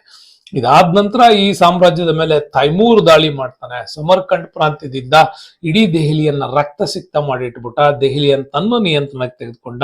1398ರಲ್ಲಿ ದೆಹಲಿ ವಶ ಆದ್ಮೇಲೆ ಅದನ್ನ ಲೂಟಿ ಮಾಡಿದ್ದು ಕೂಡ ಇವನೇನೆ. ಸೊ ಹಾಗಾಗಿ ಅಲ್ಲಿಗೆ ತುಘಲಕ್ ಡೈನೆಸ್ಟಿ ಕೊನೆಗೊಳ್ಳುತ್ತೆ. ಮುಂದೆ ಸೈಯದ್ ಡೈನೆಸ್ಟಿ ಅಧಿಕಾರಕ್ಕೆ ಬರುತ್ತೆ. ಇದೇ ತೈಮೂರ್ನ ಬೆಂಬಲಿಗನಾಗಿ ಇಲ್ಲಿ ಸೈಯದ್ ಸಂತತಿ ಆಡಳಿತವನ್ನ ಮಾಡತ್ತೆ. ಓಕೆ, ಸೊ ಮುಂದೆ ನಮಗೆ ಬರ್ತಕ್ಕಂಥದ್ದು ಇವರಲ್ಲಿ ಇಂಪಾರ್ಟೆಂಟ್ ತುಘಲಕ್ ಡೈನೆಸ್ಟಿಗೆ ಸಂಬಂಧಪಟ್ಟಂಗೆ ಪ್ರಶ್ನೆಗಳು ನೋಡಿದಾರೆ. 2013ರಲ್ಲಿ ಪ್ರಶ್ನೆ ಕೇಳಿದ್ದಾರೆ. ಮಹಮ್ಮದ್ ಬಿನ್ ತುಘಲಕನು ಅಜ್ಮೀರದಲ್ಲಿರುವ ಖ್ವಾಜಾ ಮೊಯಿನುದ್ದೀನ್ ಚಿಸ್ತಿ ದರ್ಗಾಕ್ಕೆ ಭೇಟಿ ನೀಡಿದ ಪ್ರಥಮ ಸುಲ್ತಾನ ಅಂತಿದೆ. ಇದು ಎಕ್ಸಾಕ್ಟ್ಲಿ ರೈಟ್, ನೆನ್ಪಿಟ್ಕೊಳ್ಳಿ. ಮೊಯಿನುದ್ದೀನ್ ಚಿಸ್ತಿ ದರ್ಗಾಕ್ಕೆ ಭೇಟಿ ನೀಡಿದಂತಹ ಮೊಟ್ಟ ಮೊದಲ ದೆಹಲಿ ಸುಲ್ತಾನ್ ಯಾರು ಅಂತ ಕೇಳ್ತಾರೆ ರಾಜಸ್ಥಾನಕ್ಕೆ. ಹಾಗೆ ಬಂದವನು ಫಸ್ಟ್ ಇವನೇ ಮೊಹಮ್ಮದ್ ಬಿನ್ ತುಘಲಕ್. ಯಾಕೆಂತಂದ್ರೆ ಸೂಫಿಗಳ ಪ್ರಭಾವ ನಮ್ಗೆ ಕುತುಬುದ್ದೀನ್ ಐಬಕ್ ದೆಹಲಿ ಸಂಸ್ಥಾನದಿಂದ ಪ್ರಾರಂಭ ಆಗಿತ್ತು. ಇಲ್ತಮಶ್ ಅದನ್ನ ಬೆಳೆಸೋಕ್ ಟ್ರೈ ಮಾಡಿದ್ದ. ಜೊತೆಗೆ ಇವನ ಆಸ್ಥಾನದಲ್ಲಿದ್ದಂತ ಶ್ರೇಷ್ಠ ಸೂಫಿ ಇದ್ನಲ್ಲ, ಸೊ ಅಮೀರ್ ಖುಸ್ರೋ, ಅವನ ಪ್ರಭಾವ ಕೂಡ ಇತ್ತು. ಹಂಗಾಗಿ ಮೊಹಮ್ಮದ್ ಬಿನ್ ತುಘಲಕ್ ಅಜ್ಮೀರ್ನ ಖ್ವಾಜಾ ಮೊಯಿನುದ್ದೀನ್ ಚಿಸ್ತಿ ದರ್ಗಾಕ್ಕೆ ಭೇಟಿ ನೀಡಿದ್ದ. ಅವನು ಸೂಫಿ ಅನುಭಾವಿ ಪರಂಪರೆಯಲ್ಲಿ ಗಾಢ ನಂಬಿಕೆ ಉಳ್ಳವನಾಗಿದ್ದನು ಅಂತಿದೆಯಲ್ಲ, ಇದು ತಪ್ಪು. ಯಾಕಂತಂದ್ರೆ ಶುದ್ಧ ಇಸ್ಲಾಂ ಮೂಲ ತತ್ವವಾದಿಯಾಗಿದ್ದವನು. ಹಂಗಾಗಿ ಏನ್ ನಿಜ ಆಗತ್ತೆ, ಆರ್ ತಪ್ಪಾಗತ್ತೆ. ಮತ್ತೊಂದು ಇವ್ರ ಬಗ್ಗೆ ಕೇಳಿರುವಂತ ಇಂಪಾರ್ಟೆಂಟ್ ಪ್ರಶ್ನೆ ಇದೆ ನೋಡಿ, 2024ರಲ್ಲಿ ಕೇಳಿದ್ದಾರೆ. ಏನ್ ಕೇಳಿದ್ದಾರೆ? ಕೃಷಿ ಯೋಗ್ಯ ಪಾಳು ಭೂಮಿ ಅಂತ ಕೇಳಿದ್ದಾರೆ. ಸ್ವಲ್ಪ ಕೃಷಿ ಮಾಡೋ ಹಾಗಿರ್ಬೇಕು, ಬಟ್ ಅದು ಬಂಜಿರುವ ಭೂಮಿಯಾಗಿ ಇರಬೇಕು ಅಂತ. ಅಂತದ್ ಯಾವ್ದು ಅಂದ್ರೆ ನೋಡಿ, 4 ಕೇಳಿದ್ದಾರೆ. ಪೋಲಾಜ್, ಪರೌತಿ, ಚಚ್ಚಾರ್ ಮತ್ತೆ ಬಂಜಾರ್ ಅಂತಿದೆ. ಆನ್ಸರ್ ನಿಮ್ಗೆ ಪರೌತಿ ರೈಟ್ ಆಗತ್ತೆ. ಪೊಲಾಜ್ ಅಂದ್ರೆ ಏನು ಅಂದ್ರೆ ಪ್ರತಿ ವರ್ಷ ಬೇಸಾಯ ಮಾಡುವಂತ ಫಲವತ್ತಾದ ಭೂಮಿಯನ್ನ ಪೊಲಾಜ್ ಅಂತೇಳಿ ಕರಿತಾ ಇದ್ರು. ಪರೌತಿ ಅಂತ ಬರುತ್ತೆ. ಪೊಲಾಜ್ ಭೂಮಿಗಿಂತ ಸ್ವಲ್ಪ ಕಡಿಮೆ ಫಲವತ್ತತೆ ಇರುತ್ತೆ. ಸ್ವಲ್ಪ ಟೈಮ್ ಇದನ್ನ ಭೂಮಿಯನ್ನ ಫಲವತ್ತತೆ ಮಾಡ್ತಾರೆ, 1-2 ವರ್ಷ ಅದನ್ನ ಬೀಳ್ಬಿಡ್ತಾರೆ. ಬೀಳ್ಬಿಟ್ಟ ಮೇಲೆ ಮತ್ತೆ ಅವು ಫಲವತ್ತತೆಯನ್ನು ಪಡ್ಕೊಳ್ತವೆ, ಪುನಃ ಅದನ್ನ ಬೇಸಾಯಕ್ಕೆ ಬಳಸ್ತಾರೆ. ಅದನ್ನ ಪರೌತಿ ಅಂತ ಕರೀತಾರೆ. ಹಂಗೆ ಕೃಷಿ ಯೋಗ್ಯ ಪಾಳು ಭೂಮಿ ಅಂತ ಕೇಳಿರೋದು ಅದಕ್ಕೋಸ್ಕರ. ಇನ್ನು ಚಚಾರ ಅಂತ ಬರುತ್ತೆ. 3-4 ವರ್ಷ ಕಂಪ್ಲೀಟ್ ಆಗಿ ಪಾಳು ಬಿಟ್ಬಿಡ್ತಾರೆ, ಆಮೇಲೆ ಸ್ವಲ್ಪ ಕಡಿಮೆ ಭೂಮಿಯನ್ನ ಉಳುಮೆ ಮಾಡ್ತಾರೆ. ಬಟ್ ಇದು ಅತ್ಯಂತ ಕಡಿಮೆ ಗುಣಮಟ್ಟದ ಭೂಮಿಗಳಲ್ಲಿ ಇದು ಒಂದಾಗಿತ್ತು ಚಚಾರ್. ಬಂಜರ್ ಅಂತ ಬರುತ್ತೆ. ಇದು ಸಂಪೂರ್ಣವಾಗಿ ಬಂಜರು ಭೂಮಿ, ಯಾವುದೇ ರೀತಿಯಾಗಿರ್ತಕ್ಕಂಥ ಕೃಷಿಗೆ ಯೋಗ್ಯವಾಗಿ ಇರೋದಿಲ್ಲ. ಹಂಗಾಗಿ ಕೃಷಿ ಯೋಗ್ಯ ಪಾಳು ಭೂಮಿ ಅಂತ ಕೇಳಿರೋದ್ರಿಂದ ಪರ್ವತಿ. ಕೃಷಿ ಯೋಗ್ಯ ಭೂಮಿ ಅಂತ ಕೇಳಿದ್ರೆ ಪೋಲಾಜ್. ಕಂಪ್ಲೀಟ್ ಆಗಿ ಕೃಷಿನೇ ಮಾಡಕ್ ಆಗದೆ ಇರೋ ಭೂಮಿ ಯಾವುದು ಅಂತಂದ್ರೆ ಬಂಜರ್. ಸ್ವಲ್ಪ ಭೂಮಿ ಉಳುಮೆ ಮಾಡಬಹುದಾಗಿರೋಂತ ಒಂಚೂರು ಗುಣಮಟ್ಟದಲ್ಲಿ ಅತ್ಯಂತ ಕಡಿಮೆ ಗುಣಮಟ್ಟ ಅಂದ್ರೆ ಚಚ್ಚಾರ್ ಅಂತ ಕೂಡ ನೀವು ನೆನಪಿಟ್ಕೋಬೇಕಾಗತ್ತೆ. ನೆಕ್ಸ್ಟ್ ಇದ್ರ ಬಗ್ಗೆ ಹೇಳಿದ್ರೆ ಮತ್ತೊಂದು ಪ್ರಶ್ನೆ ಇದೆ ನೋಡಿ. ತುಘಲಕ್ ಡೈನೆಸ್ಟಿಯಲ್ಲಿ ಇನ್ನೊಂದು ಇಂಪಾರ್ಟೆಂಟ್ ಪ್ರಶ್ನೆ ಕೇಳಿದಾರೆ 2024ರಲ್ಲಿ. ಇಕ್ತಾದಾರಿ ವ್ಯವಸ್ಥೆಯನ್ನು ಅನುವಂಶೀಯಗೊಳಿಸಿದವನು ಯಾರು ಅಂತ ಕೇಳಿರೋದಿಲ್ಲಿ. ಓಕೆ, ಇಕ್ತಾ ಪದ್ಧತಿಯನ್ನ ಮೊದಲು ಮೊಹಮ್ಮದ್ ಗೋರಿ ಜಾರಿಗೆ ತಂದಿದ್ದ. ಇಕ್ತಾದಾರ್ ಸಿಸ್ಟಮ್ ಗೋರ್ ಸಿಸ್ಟಮ್ ಅಲ್ಲಿ ಬಂದಿತ್ತು. ಇದನ್ನ ಕ್ಲೀನ್ ಆಗಿ ಇಂಪ್ಲಿಮೆಂಟ್ ಮಾಡಿ ಕರೆಕ್ಟ್ ಆಗಿ ಅದನ್ನ ಸಮರ್ಪಕವಾಗಿ ಜಾರಿಗೆ ತಂದವನ ಇಲ್ತಮಶ್. ಹಂಗಾಗಿ ನಮ್ಮಲ್ಲಿ ಎಲ್ಲ ಇತಿಹಾಸ ಪುಸ್ತಕದಲ್ಲಿ ಬರೆಯೋರೆಲ್ಲ ಈ ಒಂದು ಸಿಸ್ಟಮ್ ಅನ್ನ ಅಂದ್ರೆ ಇಕ್ತಾದಾರ್ ಪದ್ಧತಿಯನ್ನು ಯಾರು ಜಾರಿಗೆ ತಂದ್ರು ಅಂದ್ರೆ ಇಲ್ತಮಶ್ ಅಂತ ಬರೆದು ಬಿಡ್ತಾರೆ. ಯಾಕಂದ್ರೆ ಕಂಪ್ಲೀಟ್ ಭಾರತದಲ್ಲಿ ಅನ್ನೋ ಪ್ರಶ್ನೆ ಇದ್ದಾಗ ಮಾತ್ರ ಭಾರತದಲ್ಲಿ, ಇವತ್ತಿನ ಭಾರತಕ್ಕೆ ಸಂಬಂಧಪಟ್ಟಂಗೆ ಯಾರು ಜಾರಿಗೆ ತಂದ್ರು ಹಂಗೆ. ಬಟ್ ಭಾರತಕ್ಕೆ ಇದರ ಪರಿಚಯ ಭಾರತದ ಪ್ರಾಂತ್ಯಗಳು ಮುಲ್ತಾನ್, ಅಫ್ಘಾನಿಸ್ತಾನ್ ವರೆಗೂ ನೀವು ನೋಡೋದಾದ್ರೆ ಅವಾಗ ತಂದದ್ದು ಮೊಹಮ್ಮದ್ ಗೋರಿ ಇದನ್ನ ಇಂಟ್ರೊಡ್ಯೂಸ್ ಮಾಡ್ತಾನೆ. ಅದನ್ನ ಸಮರ್ಪಕಗೊಳಿಸಿದವನು ಇಲ್ತಮಶ್. ಇಲ್ತಮಶ್ ಕಾಲದಲ್ಲಿ ಇಕ್ತಾಗಳ ಮಾಲೀಕತ್ವವನ್ನು ಅವರಿಗೆ ನೀಡಿದ. ಅಂದ್ರೆ ಪ್ರಾಂತ್ಯಗಳನ್ನಾಗಿ ಡಿವೈಡ್ ಮಾಡೋದನ್ನ ಇಕ್ತಾಗಳು ಅಂತ ಕರಿತಾ ಇದ್ವಿ. ಅದಕ್ಕೆ ಇಕ್ತಾದಾರ್ ಅನ್ನೋ ಪದ್ಧತಿ ಒಂದು ಪದವಿ ಕೊಡ್ತಾ ಇದ್ರು. ಅವನಿಗೆ ಸಹಾಯ ಮಾಡ್ಲಿಕ್ಕೆ ಮುಕ್ತಿ ಅನ್ನೋ ಅಧಿಕಾರಿಗಳನ್ನು ನೇಮಕ ಮಾಡಿದ್ದ ಯಾರು? ಇಲ್ತಮಶ್. ಇಲ್ತಮಶ್ನ ನಂತರ ನಾವು ನೋಡೋದಾದ್ರೆ ಬಲ್ಬನ್ ಕಾಲಕ್ಕೆ ಇದೇ ಪದ್ಧತಿ ಏನಾಯ್ತು ಅಂದ್ರೆ ಘವಾಜಿಲ್ ಅಂತ ನೆನ್ಪಿಟ್ಕೊಳ್ಳಿ. ಇದು ಬಹಳ ಇಂಪಾರ್ಟೆಂಟ್ ಪದ, ಇದು ಕೇಳಿದ್ದಾರೆ ನೆಟ್ ಅಲ್ಲಿ. ಘವಾಜಿಲ್ ಅಂತಂದ್ರೆ ಹೆಚ್ಚುವರಿ ಮೊತ್ತವನ್ನ ಇದೇ ಇಕ್ತಾದಾರ್ಗಳು ವಸೂಲಿ ಮಾಡಿಬಿಟ್ಟು ರಾಜನಿಗೆ ಸಲ್ಲಿಸಬೇಕು ಅಂತ ಒಂದು ಆದೇಶ ಮಾಡಿದ. ಆದೇಶವನ್ನೇ ಗವಾಜಿಲ್ ಸಿಸ್ಟಮ್ ಅಂತ ಕೂಡ ಕರಿತೀವಿ. ಆದಾಯ ಸಂಗ್ರಹಣೆಗೆ ಇಲ್ಲೊಬ್ಬ ಅಧಿಕಾರಿಯನ್ನು ನೇಮಕ ಮಾಡಿದ್ದ ಕ್ವಾಜಾ ಅಂತ. ಆರ್ಥಿಕ ವ್ಯವಹಾರ ಪ್ಲಸ್ ನ್ಯಾಯಾಂಗವನ್ನ ಪ್ರಾಂತೀಯ ಮಟ್ಟದಲ್ಲಿ ನೋಡ್ಕೊಳ್ತಿದ್ದಂಥವ್ರೆ ಈ ಕ್ವಾಜಾಗಳು. ಇವ್ರನ್ನ ನೇಮಕ ಮಾಡಿದ್ದು ಬಲ್ಬನ್ನ ಕಾಲದಲ್ಲಿ. ನೆಕ್ಸ್ಟ್ ಅಲಾವುದ್ದೀನ್ ಖಿಲ್ಜಿ ಕಾಲಕ್ಕೆ ಇಕ್ತಾದಾರ್ ಸಿಸ್ಟಮ್ ಏನಾಗಿದೆ, ಇಲ್ಲಿ ಇದೇ ಇಕ್ತಾದಾರ್ ಸಿಸ್ಟಮ್ಸ್ ಅಲ್ಲಿ ಖಲೀಸ್ ಅಂತೇಳಿ ಒಂದು ಪದ್ಧತಿಯನ್ನ ಜಾರಿಗೆ ತರ್ತಾನೆ. ನೋಡಿ, ಖಲೀಸ್ ಅಂತಂದ್ರೇನು, ಅಲಾವುದ್ದೀನ್ ಖಿಲ್ಜಿ ಕಾಲದಲ್ಲಿ ನೇರ ಆದಾಯ ಸಂಗ್ರಹಣೆ ಮಾಡಿ ಅದನ್ನ ಕಳಿಸ್ಬೇಕು. ಈಗ ಅದು ಅಶ್ವದಳದವರಿಗೆ ನಗದು ಸಂಬಳವನ್ನ ಇಲ್ಲಿ ನೀಡಲಾಗಿದ್ದರಿಂದಾಗಿ ಇಲ್ಲಿ ನೇರ ಆದಾಯದ ಸಂಗ್ರಹಣೆ ಪದ್ಧತಿಯನ್ನು ಅವನು ಇಂಟ್ರೊಡ್ಯೂಸ್ ಮಾಡಿದ್ದ. ಹಣಕಾಸು ಇಲಾಖೆಯ ರಚನೆಯನ್ನು ಕೂಡ ಮಾಡ್ತಾನೆ, ಅದರ ಇಂಪಾರ್ಟೆಂಟ್ ಆಗಿ ದಿವಾನ್ ಮಾಡ್ತಾನೆ, ಜೊತೆಗೆ ಮಿಜಾರತ್ಗಳನ್ನು ಕೂಡ ಇಲ್ಲಿ ನೇಮಕ ಮಾಡಿದ್ದ. ಈ ಒಂದು ಫೈನಾನ್ಷಿಯಲ್ ಸಿಸ್ಟಮ್ಸ್ ಮತ್ತೆ ತೆರಿಗೆಯನ್ನ ಕಂಪ್ಲೀಟೆಡ್ ಗೊಳಿಸೋದಕ್ಕೆ ಅಲಾವುದ್ದೀನ್ ಖಿಲ್ಜಿ ಐಡಿಯಾ ಇದು. ನೆಕ್ಸ್ಟ್ ಅದೇ ಮೊಹಮ್ಮದ್ ಬಿನ್ ತುಘಲಕ್ ಕಾಲಕ್ಕೆ ಬಂತಂದ್ರೆ, ಮೊಹಮ್ಮದ್ ಬಿನ್ ತುಘಲಕ್ ಕಾಲಕ್ಕೆ ಹೆಚ್ಚಿನ ಆದಾಯ ಸಂಗ್ರಹಕ್ಕಾಗಿ ಇಲ್ಲಿ ಅಮೀರ್ ಮತ್ತೆ ಮಿಲಿಟರಿ ಕಮಾಂಡರ್ ಗಳನ್ನ ನೇಮಕ ಮಾಡಿ ಪ್ರಾಂತೀಯ ಮಟ್ಟದಲ್ಲಿ ಈ ವ್ಯವಸ್ಥೆಯನ್ನ ಆತ ನೇಮಕ ಮಾಡಿದ. ಅಲ್ಲಿಗೆ ಫಿರೋಜ್ ಶಾ ತುಘಲಕ್ ಕಾಲಕ್ಕೆ ಬಂತಂದ್ರೆ ಸೈನಿಕರಿಗೆ ವಾಜ್ ಅಂತಕ್ಕಂಥ ಒಂದಿಷ್ಟು ಪ್ರದೇಶಗಳನ್ನು ಬಿಟ್ಕೊಟ್ಟ. ಯಾಕೆಂದ್ರೆ ಇಲ್ಲಿ ಇವನು ನೇರ ಆದಾಯ ಫೈನಾನ್ಸ್ ಸಿಸ್ಟಮ್ಸ್ ಅನ್ನು ಜಾರಿಗೆ ತಂದು ಸಂಬಳ ಮಾಡಿದವನು ಅಲಾವುದ್ದೀನ್ ಖಿಲ್ಜಿ. ಬಟ್ ಅದೇ ಫಿರೋಜ್ ಶಾ ತುಘಲಕ್ ಕಾಲಕ್ಕೆ ಇದು ಎಗೈನ್ ಮತ್ತೆ ಹಳ್ಳಿಗಳನ್ನು ಬಿಟ್ಕೊಟ್ಟು ಅದನ್ನ ಮಾಡ್ತಾನೆ. ಬಟ್ ಇದೇ ಹಳ್ಳಿಗಳ ಆದಾಯವನ್ನು ನೇಮಕ ಮಾಡೋ ಜೊತೆಗೆ ಇಕ್ತಾ ಪದ್ಧತಿಯನ್ನ ಕಂಪ್ಲೀಟ್ ಆಗಿ ಅನುವಂಶೀಯತೆಗೊಳಿಸ್ತವನೆ ಈ ಫಿರೋಜ್ ಶಾ ತುಘಲಕ್ ಅಂತ. ಹಂಗಾಗಿ ನಿಮ್ಗೆ ಉತ್ತರ ಏನು, ಇಕ್ತಾದಾರಿ ವ್ಯವಸ್ಥೆಯನ್ನು ಅನುವಂಶೀಯಗೊಳಿಸ್ತವ್ರು ಯಾರು ಅಂದ್ರೆ ಫಿರೋಜ್ ಶಾ ತುಘಲಕ್. ನೋಡಿ, ಇಲ್ಲಿಂದ ಎಲ್ಲಿವರೆಗಿದೆ ಅಂತಂದ್ರೆ ನಿಮ್ಗೆ ಇಲ್ತಮಶ್ ಇಂದ ಇಕ್ತಾದಾರ್ ಸಿಸ್ಟಮ್ಸ್ ಅನ್ನು ನೋಡ್ತಾ ಬಂದ್ರೆ ಮೊಹಮ್ಮದ್ ಗೋರಿ ಟು ಇಲ್ತಮಶ್ ನಿಂದ ಬಲ್ಬನ್ ಕಾಲಕ್ಕೆ ಏನಾಯ್ತು, ಬಲ್ಬನ್ ಕಾಲದಿಂದ ಅಲಾವುದ್ದೀನ್ ಖಿಲ್ಜಿಯಿಂದ ಮೊಹಮ್ಮದ್ ಬಿನ್ ತುಘಲಕ್ ಇಂದ ಫಿರೋಜ್ ಶಾ ತುಘಲಕ್ ವರೆಗೆ ಈ ಸಿಸ್ಟಮ್ ಹೆಂಗ್ ಡೆವಲಪ್ಮೆಂಟ್ ಆಗಿದೆ ಅನ್ನೋದನ್ನ ನಿಮ್ಗೆ ಇಲ್ಲಿ ಕಂಪ್ಲೀಟ್ ಆಗಿ ಹೇಳಿದ್ದೀನಿ. ಓಕೆ, ಸೊ ನೆಕ್ಸ್ಟ್ ಬರೋಣ ಮುಂದಿನ ಪ್ರಶ್ನೆಗೆ ಏನಾಗುತ್ತೆ ಅಂತ ನೋಡಿ. ಲೋಧಿ ಡೈನೆಸ್ಟಿ ಬಗ್ಗೆ ಅದಿಷ್ಟೇ ನಮ್ಗೆ ಕೇಳಿದಾರೆ, ಅದ್ರ ಕಲೆ ಸಾಹಿತ್ಯ ಲಾಸ್ಟ್ ಹೇಳ್ತೀನಿ. ಲೋಧಿ ವಂಶವನ್ನು ಆಳ್ದವ್ರು ಯಾರು ಅಂತ ಕೇಳಿದ್ರೆ 2016 ಕೇಳಿದ್ರೆ ಕಟ್ಟ ಅಫ್ಘನ್ನರು, ಪ್ಯೂರ್ ಅಫ್ಘನ್ಸ್ ಅನ್ನ ನಾವೇನಂತ ಕರಿತೀವಿ, ಲೋಧೀಸ್ ಅಂತ ಕರಿತೀವಿ. ಕಟ್ಟ ತುರ್ಕರು, ತೈಮುರಿ ತುರ್ಕರು, ಅಫ್ಘಾನಿಸ್ತಾನದಲ್ಲಿ ನೆಲೆಸಿದಂತ ತುರ್ಕರು ಅಲ್ಲ, ಇವರು ಕಟ್ಟ ಟುರ್ಕ್ಸ್ ಅಂತ ಕರಿತೀವಿ. ಅವ್ರು ಇದನ್ನ ಆಳ್ದವರು ಅಂತ. ನೆಕ್ಸ್ಟ್ ಬರೋಣ ನೋಡಿ, ಇದಕ್ಕೆ ಸಾಹಿತ್ಯಕ್ಕೆ ಸಂಬಂಧಪಟ್ಟಂತ ಪ್ರಶ್ನೆ ಮತ್ತೆ ಲೋಧಿ ಡೈನೆಸ್ಟಿ ಆಡಳಿತಕ್ಕೆ ಸಂಬಂಧಪಟ್ಟಂತ ಪ್ರಶ್ನೆಗಳು 2013 ಬಂದಿದೆ ನೋಡಿ. ಇಬ್ರಾಹಿಂ ಲೋಧಿ, ಬಹಲ್ಲಲ್ ಲೋಧಿ, ಖಿಜರ್ ಖಾನ್, ಸಿಕಂದರ್ ಲೋಧಿ. ಓಕೆ, ಖಿಜರ್ ಖಾನ್ ಸೈಯದ್ ಡೈನೆಸ್ಟಿಗೆ ಸಂಬಂಧಪಟ್ಟವನು. ನೋಡಿ, ಇಲ್ಲಿ ಕೆಳಗಡೆ ಕಾಲಗಳನ್ನು ಕೂಡ ಕೊಟ್ಟಿದ್ದಾರೆ. ಇಬ್ರಾಹಿಂ ಲೋಧಿ ಅಂತ ಬಂದ್ರೆ ಅಲ್ಲಿ ಫಸ್ಟ್ ಯಾರು ಬರೋದು ಅಂತಂದ್ರೆ ಬಹಲ್ಲಲ್ ಲೋಧಿ ಸಾಮ್ರಾಜ್ಯದ ಸ್ಥಾಪಕ, ಬಹಲ್ಲಲ್ ಲೋಧಿ. ಹಂಗಾಗಿ ಬಹಲ್ಲಲ್ ಲೋಧಿ ಅಂತ ಬಂದ್ರೆ 1451 ಸ್ಟಾರ್ಟ್ ಆಗುತ್ತೆ. 1451ರಿಂದ 1489 ಬರ್ತದೆ ಇದು. ಓಕೆ, ಬಹಲ್ಲಲ್ ಲೋಧಿ ಆದ್ಮೇಲೆ ಬಂದವನು ಸಿಕಂದರ್ ಲೋಧಿ ಇಲ್ಲಿ ಅಧಿಕಾರಕ್ಕೆ ಬರ್ತಾನೆ. ಓಕೆ, ಸಿಕಂದರ್ ಲೋಧಿ ಅಧಿಕಾರವನ್ನ ನೀವು ನೋಡೋದಾದ್ರೆ ಅದು ನಮ್ಗೆ ಎಕ್ಸಾಕ್ಟ್ ಲಾಸ್ಟ್ ಎಂಡಿಂಗ್ ಟೈಮ್ ಅಲ್ಲಿ ಕೂಡ ಬರ್ತದೆ, 1489ರಿಂದ 1517. ಸಿಕಂದರ್ ಲೋಧಿ ನಂತರ ಬಂದವನು ಯಾರು, ಮೂರನೇವನೇ ಈ ಇಬ್ರಾಹಿಂ ಲೋಧಿ. ಫಸ್ಟ್ ಬಹಲ್ಲಲ್ ಲೋಧಿ, ಎರಡನೇವನು ಸಿಕಂದರ್ ಲೋಧಿ, ಅದಾದ್ಮೇಲೆ ಈತ ಇಬ್ರಾಹಿಂ ಲೋಧಿ ಬರ್ತಾನೆ. ಇಬ್ರಾಹಿಂ ಲೋಧಿ ಅಂದ್ರೆ ನಿಮ್ಗೆ ಪಾಣಿಪತ್ ಕದನ ನೆನಪಾಗತ್ತೆ, ಲಾಸ್ಟ್ 1517ರಿಂದ 26.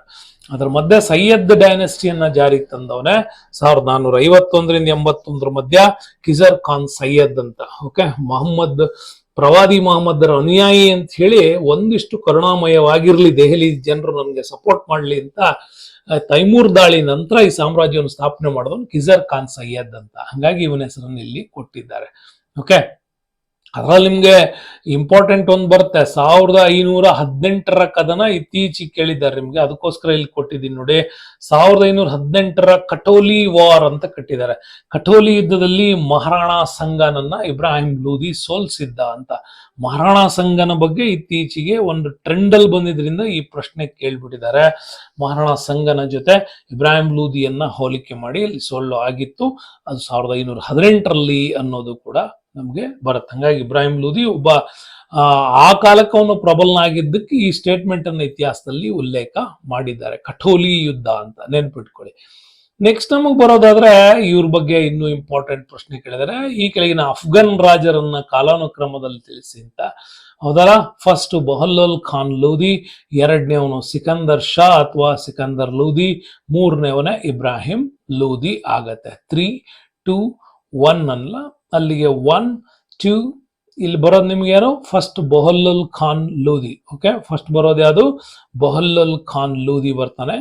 ಓಕೆ, ಒಂದ್ ನಿಮಿಷ, ನಿಮ್ಗೆ ಇಲ್ಲಿ ಇಂಪಾರ್ಟೆಂಟ್ ಆಗಿ ಕಾಣುತ್ತೆ, ಬಹಲ್ಲಲ್ ಖಾನ್ ಲೋಧಿ ಬರ್ತಾನೆ ಫಸ್ಟ್, ಮೂರನೇವನು.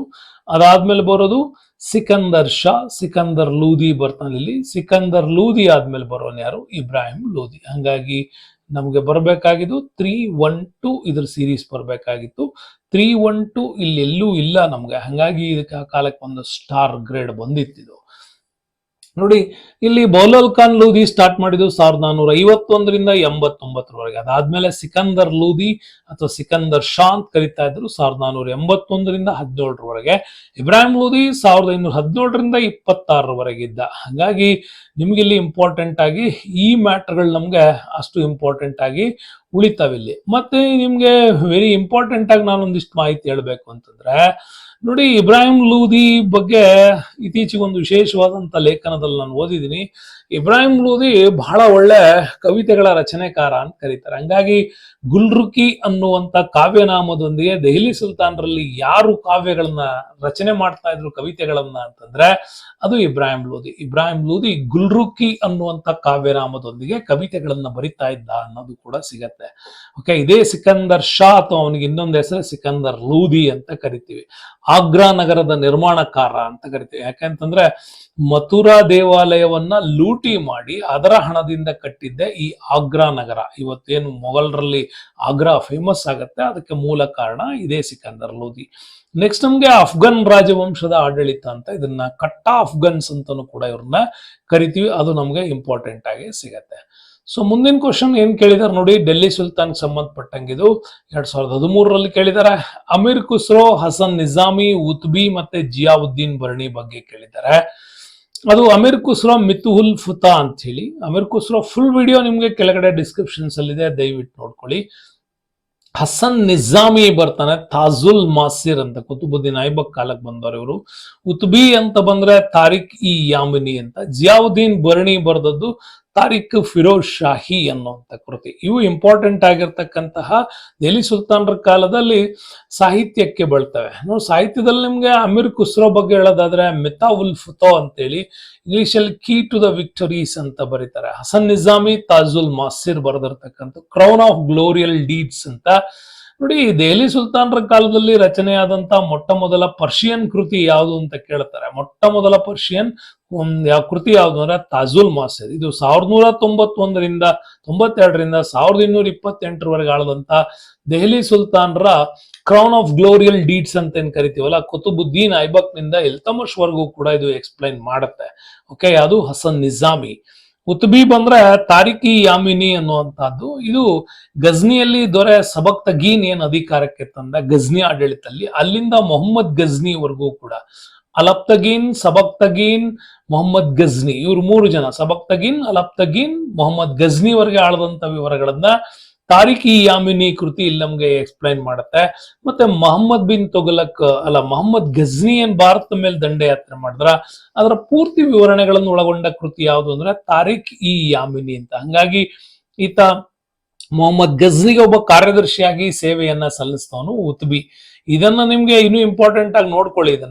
ಇದನ್ನ ಜೇಮ್ಸ್ ರೆನಾಲ್ಟ್ ಅಂತೇಳಿ 1858ರಲ್ಲಿ ಈ ಪರ್ಷಿಯನ್ ಭಾಷೆಯಿಂದ ಈ ಕೃತಿಯನ್ನ ಇಂಗ್ಲಿಷ್ಗೆ ಭಾಷಾಂತರ ಮಾಡಿದ್ರಿಂದನೇ ನಮ್ಗೆ ಇತಿಹಾಸ ರಚನೆಗೆ ಬಹಳ ಇಂಪಾರ್ಟೆಂಟ್ ಆಗಿ ಮೊಹಮ್ಮದ್ ಗಜ್ನಿ ವಿವರಗಳನ್ನು ಇಂಪಾರ್ಟೆಂಟ್ ಆಗಿ ತಿಳ್ಕೊಳಕ್ ನಮ್ಗೆ ಸಾಧ್ಯ ಆಗಿದ್ದು, ಉತ್ಬಿ ಏನ್ ಹೇಳೋದಕ್ ಟ್ರೈ ಮಾಡಿದ್ದ ಅದರಲ್ಲಿ ಅನ್ನೋದು ಜೇಮ್ಸ್ ರೆನಾಲ್ಟ್ 1858ರಲ್ಲಿ ಪರ್ಷಿಯನ್ ಭಾಷೆಯಿಂದ ಈ ಕೃತಿಯನ್ನ ಇಂಗ್ಲಿಷ್ಗೆ ಭಾಷಾಂತರ ಮಾಡಿರೋದು. ನೆಕ್ಸ್ಟ್ ಜಿಯಾವುದ್ದೀನ್ ಬರ್ಣಿ ಬರ್ತಾನೆ. ಜಿಯಾವುದ್ದೀನ್ ಬರ್ಣಿದು ಇಂಪಾರ್ಟೆಂಟ್ ಕೃತಿ ತಾರಿಕ್ ಇ ಫಿರೋಜ್ ಶಾಹಿ ಅಂತ, ಹಿಸ್ಟ್ರಿ ಆಫ್ ಫಿರೋಜ್ ಶಾ ಬಗ್ಗೆ. ಅಂದ್ರೆ ಇಲ್ಲಿ ಕಂಪ್ಲೀಟ್ ಆಗಿ ಫತ್ವಾ ಇ ಜಹಾಂದಾರಿ ಕೃತಿ ಇದೆ, ಅದು ಜವಾಬಿತ್ ಬಗ್ಗೆ ಹೇಳಿದೆ. ಸಲ್ವತ್ ಇ ಕಬೀರ್, ತಾರಿಕ್ ಇ ಭರ್ಮಾಕಿ, ಫತ್ವಾ ಇ ದಿಂಡಾರಿ, ಮತ್ತೆ ಹಜರತ್ ನಾಮ, ಇನಾಯಿತ್ ನಾಮ, ಇನ್ ಇಲಾಯಿ, ಮಸಿರ್ ಇ ಸಾದತ್, ಲುಬುತ ತಾರಿಕ್ ಇ ಮಾಸಿರ್ ಸಾದತ್ ಅಂತ. ಜಿಯಾವುದ್ದೀನ್ ಬರ್ಣಿ ಬಗ್ಗೆ ನಮ್ಗೆ ಯಾವಾಗ್ಲೂ ಇದು ಒಂದೇ ಕೃತಿ ಕೇಳಿ ಕೇಳಿ ಕೇಳಿ ನಿಮ್ಗೆ ರೂಢಿ ಮಾಡ್ಬಿಟ್ಟಿದ್ದಾರೆ, ತಾರಿಕ್ ಇ ಫಿರೋಜ್ ಶಾಹಿ ಅಂತ. ನೆನ್ಪಿಟ್ಕೊಳ್ಳಿ, ಜಿಯಾವುದ್ದೀನ್ ಬರ್ಣಿ ಅದು ಒಂದೇ ಬರೆದದ್ದಲ್ಲ. ಫತ್ವಾ ಇ ಜಹಾನ್ದಾರಿ ನೆನ್ಪಿಟ್ಕೊಳ್ಳಿ, ಸ್ಟಾರ್ ಆಗಿ ಕೇಳ್ತಾ ಇದ್ದೀನಿ. ನೆಕ್ಸ್ಟ್ ಕೇಳಿದ್ರೆ ಇದನ್ನೇ ಕೇಳೋದು. ಇಲ್ಲ ಹಜರತ್ ನಾಮಾ ಬಗ್ಗೆನೂ ಕೂಡ ಕೇಳ್ತಾರೆ, ಇದು ಕೂಡ ಇಂಪಾರ್ಟೆಂಟ್. ಬಹಳ ಸರಿ ನಮ್ಗೆ ಬೇರೆ ಪರೀಕ್ಷೆಗಳಲ್ಲಿ ಬಂದಿದೆ. ಆಮೇಲೆ ಈ ಲುಬುತತ್ ಈ ತಾರಿಕ್ ಮಾಸಿರ್ ಸಾದತ್ ಅಂತ ಇವೆಲ್ಲ ಇನ್ನು ಬರಲ್ಲ ನಮ್ಗೆ. ತಾರಿಕ್ ಇ ಬರ್ಮಾಕಿ, ಫತ್ವಾ ಇ ದಿಂಡಾರಿ, ಇವೆಲ್ಲ ಅವನೇ ಬರೆದಂತ, ಜಿಯಾವುದ್ದೀನ್ ಬರ್ಣಿ ಬರೆದಂತ ಕೃತಿಗಳೇ. ಆದ್ರೆ ಇಂಪಾರ್ಟೆಂಟು ತಾರಿಕ್ ಇ ಫಿರೋಜ್ ಶಾಹಿ, ಫತ್ವಾ ಇ ಜಹಾನ್ದಾರಿ, ಅದಾದ್ಮೇಲೆ ಹಜರತ್ ನಾಮಾ ಕೂಡ ನೆನ್ಪಿಟ್ಕೊಳ್ಳಿ, ಇದು ಇಂಪಾರ್ಟೆಂಟ್ ಆಗತ್ತೆ. ಸೊ ನೆಕ್ಸ್ಟ್ ಬಂದ್ರೆ ನಮ್ಗೆ ಅಲ್ಬೆರೂನಿ ಬಗ್ಗೆ ಪ್ರಶ್ನೆ ಕೇಳಿದ ನೋಡಿ. ಅಲ್ಬೆರೂಯ ಕಾನೂನ್ ಇ ಮಸೂದಿ ಎಂಬ ಪುಸ್ತಕ ಯಾವುದು ಕುರಿತದ್ದಾಗಿದೆ ಅಂತ. ಅಲ್ಬೆರೂನಿಯ ಕಾನೂನ್ ಇ ಮಸೀದಿ ಅಥವಾ ಖುನಾನ್ ಇ ಮಸೀದಿ ಅಂತ ಕೂಡ ಕರಿತೀವಿ. ಅದು ಆಕ್ಚುಲಿ ಅದು ಹಿಂಗೆ ಇರೋದು, ಟ್ರಾನ್ಸ್ಲೇಟಿಂಗ್ ಆಗ್ಬಿಡುತ್ತೆ. ಖಗೋಳ ವಿಜ್ಞಾನದ ಬಗ್ಗೆ ಎಕ್ಸ್ಪ್ಲೇನ್ ಮಾಡುತ್ತೆ ಅಂತ 2014 ಕೇಳಿರೋದು ನೋಡಿ. ತಹೀದ್ ನಿಹಾಯತ್ ಅಲ್ ಅಮಾಕಿನ್ ಲಿ ತಹೀದ್ ಮಸಾಹಿತ್ ಮಲ್ ಮಸಾಕಿನ್ ಅಂತ.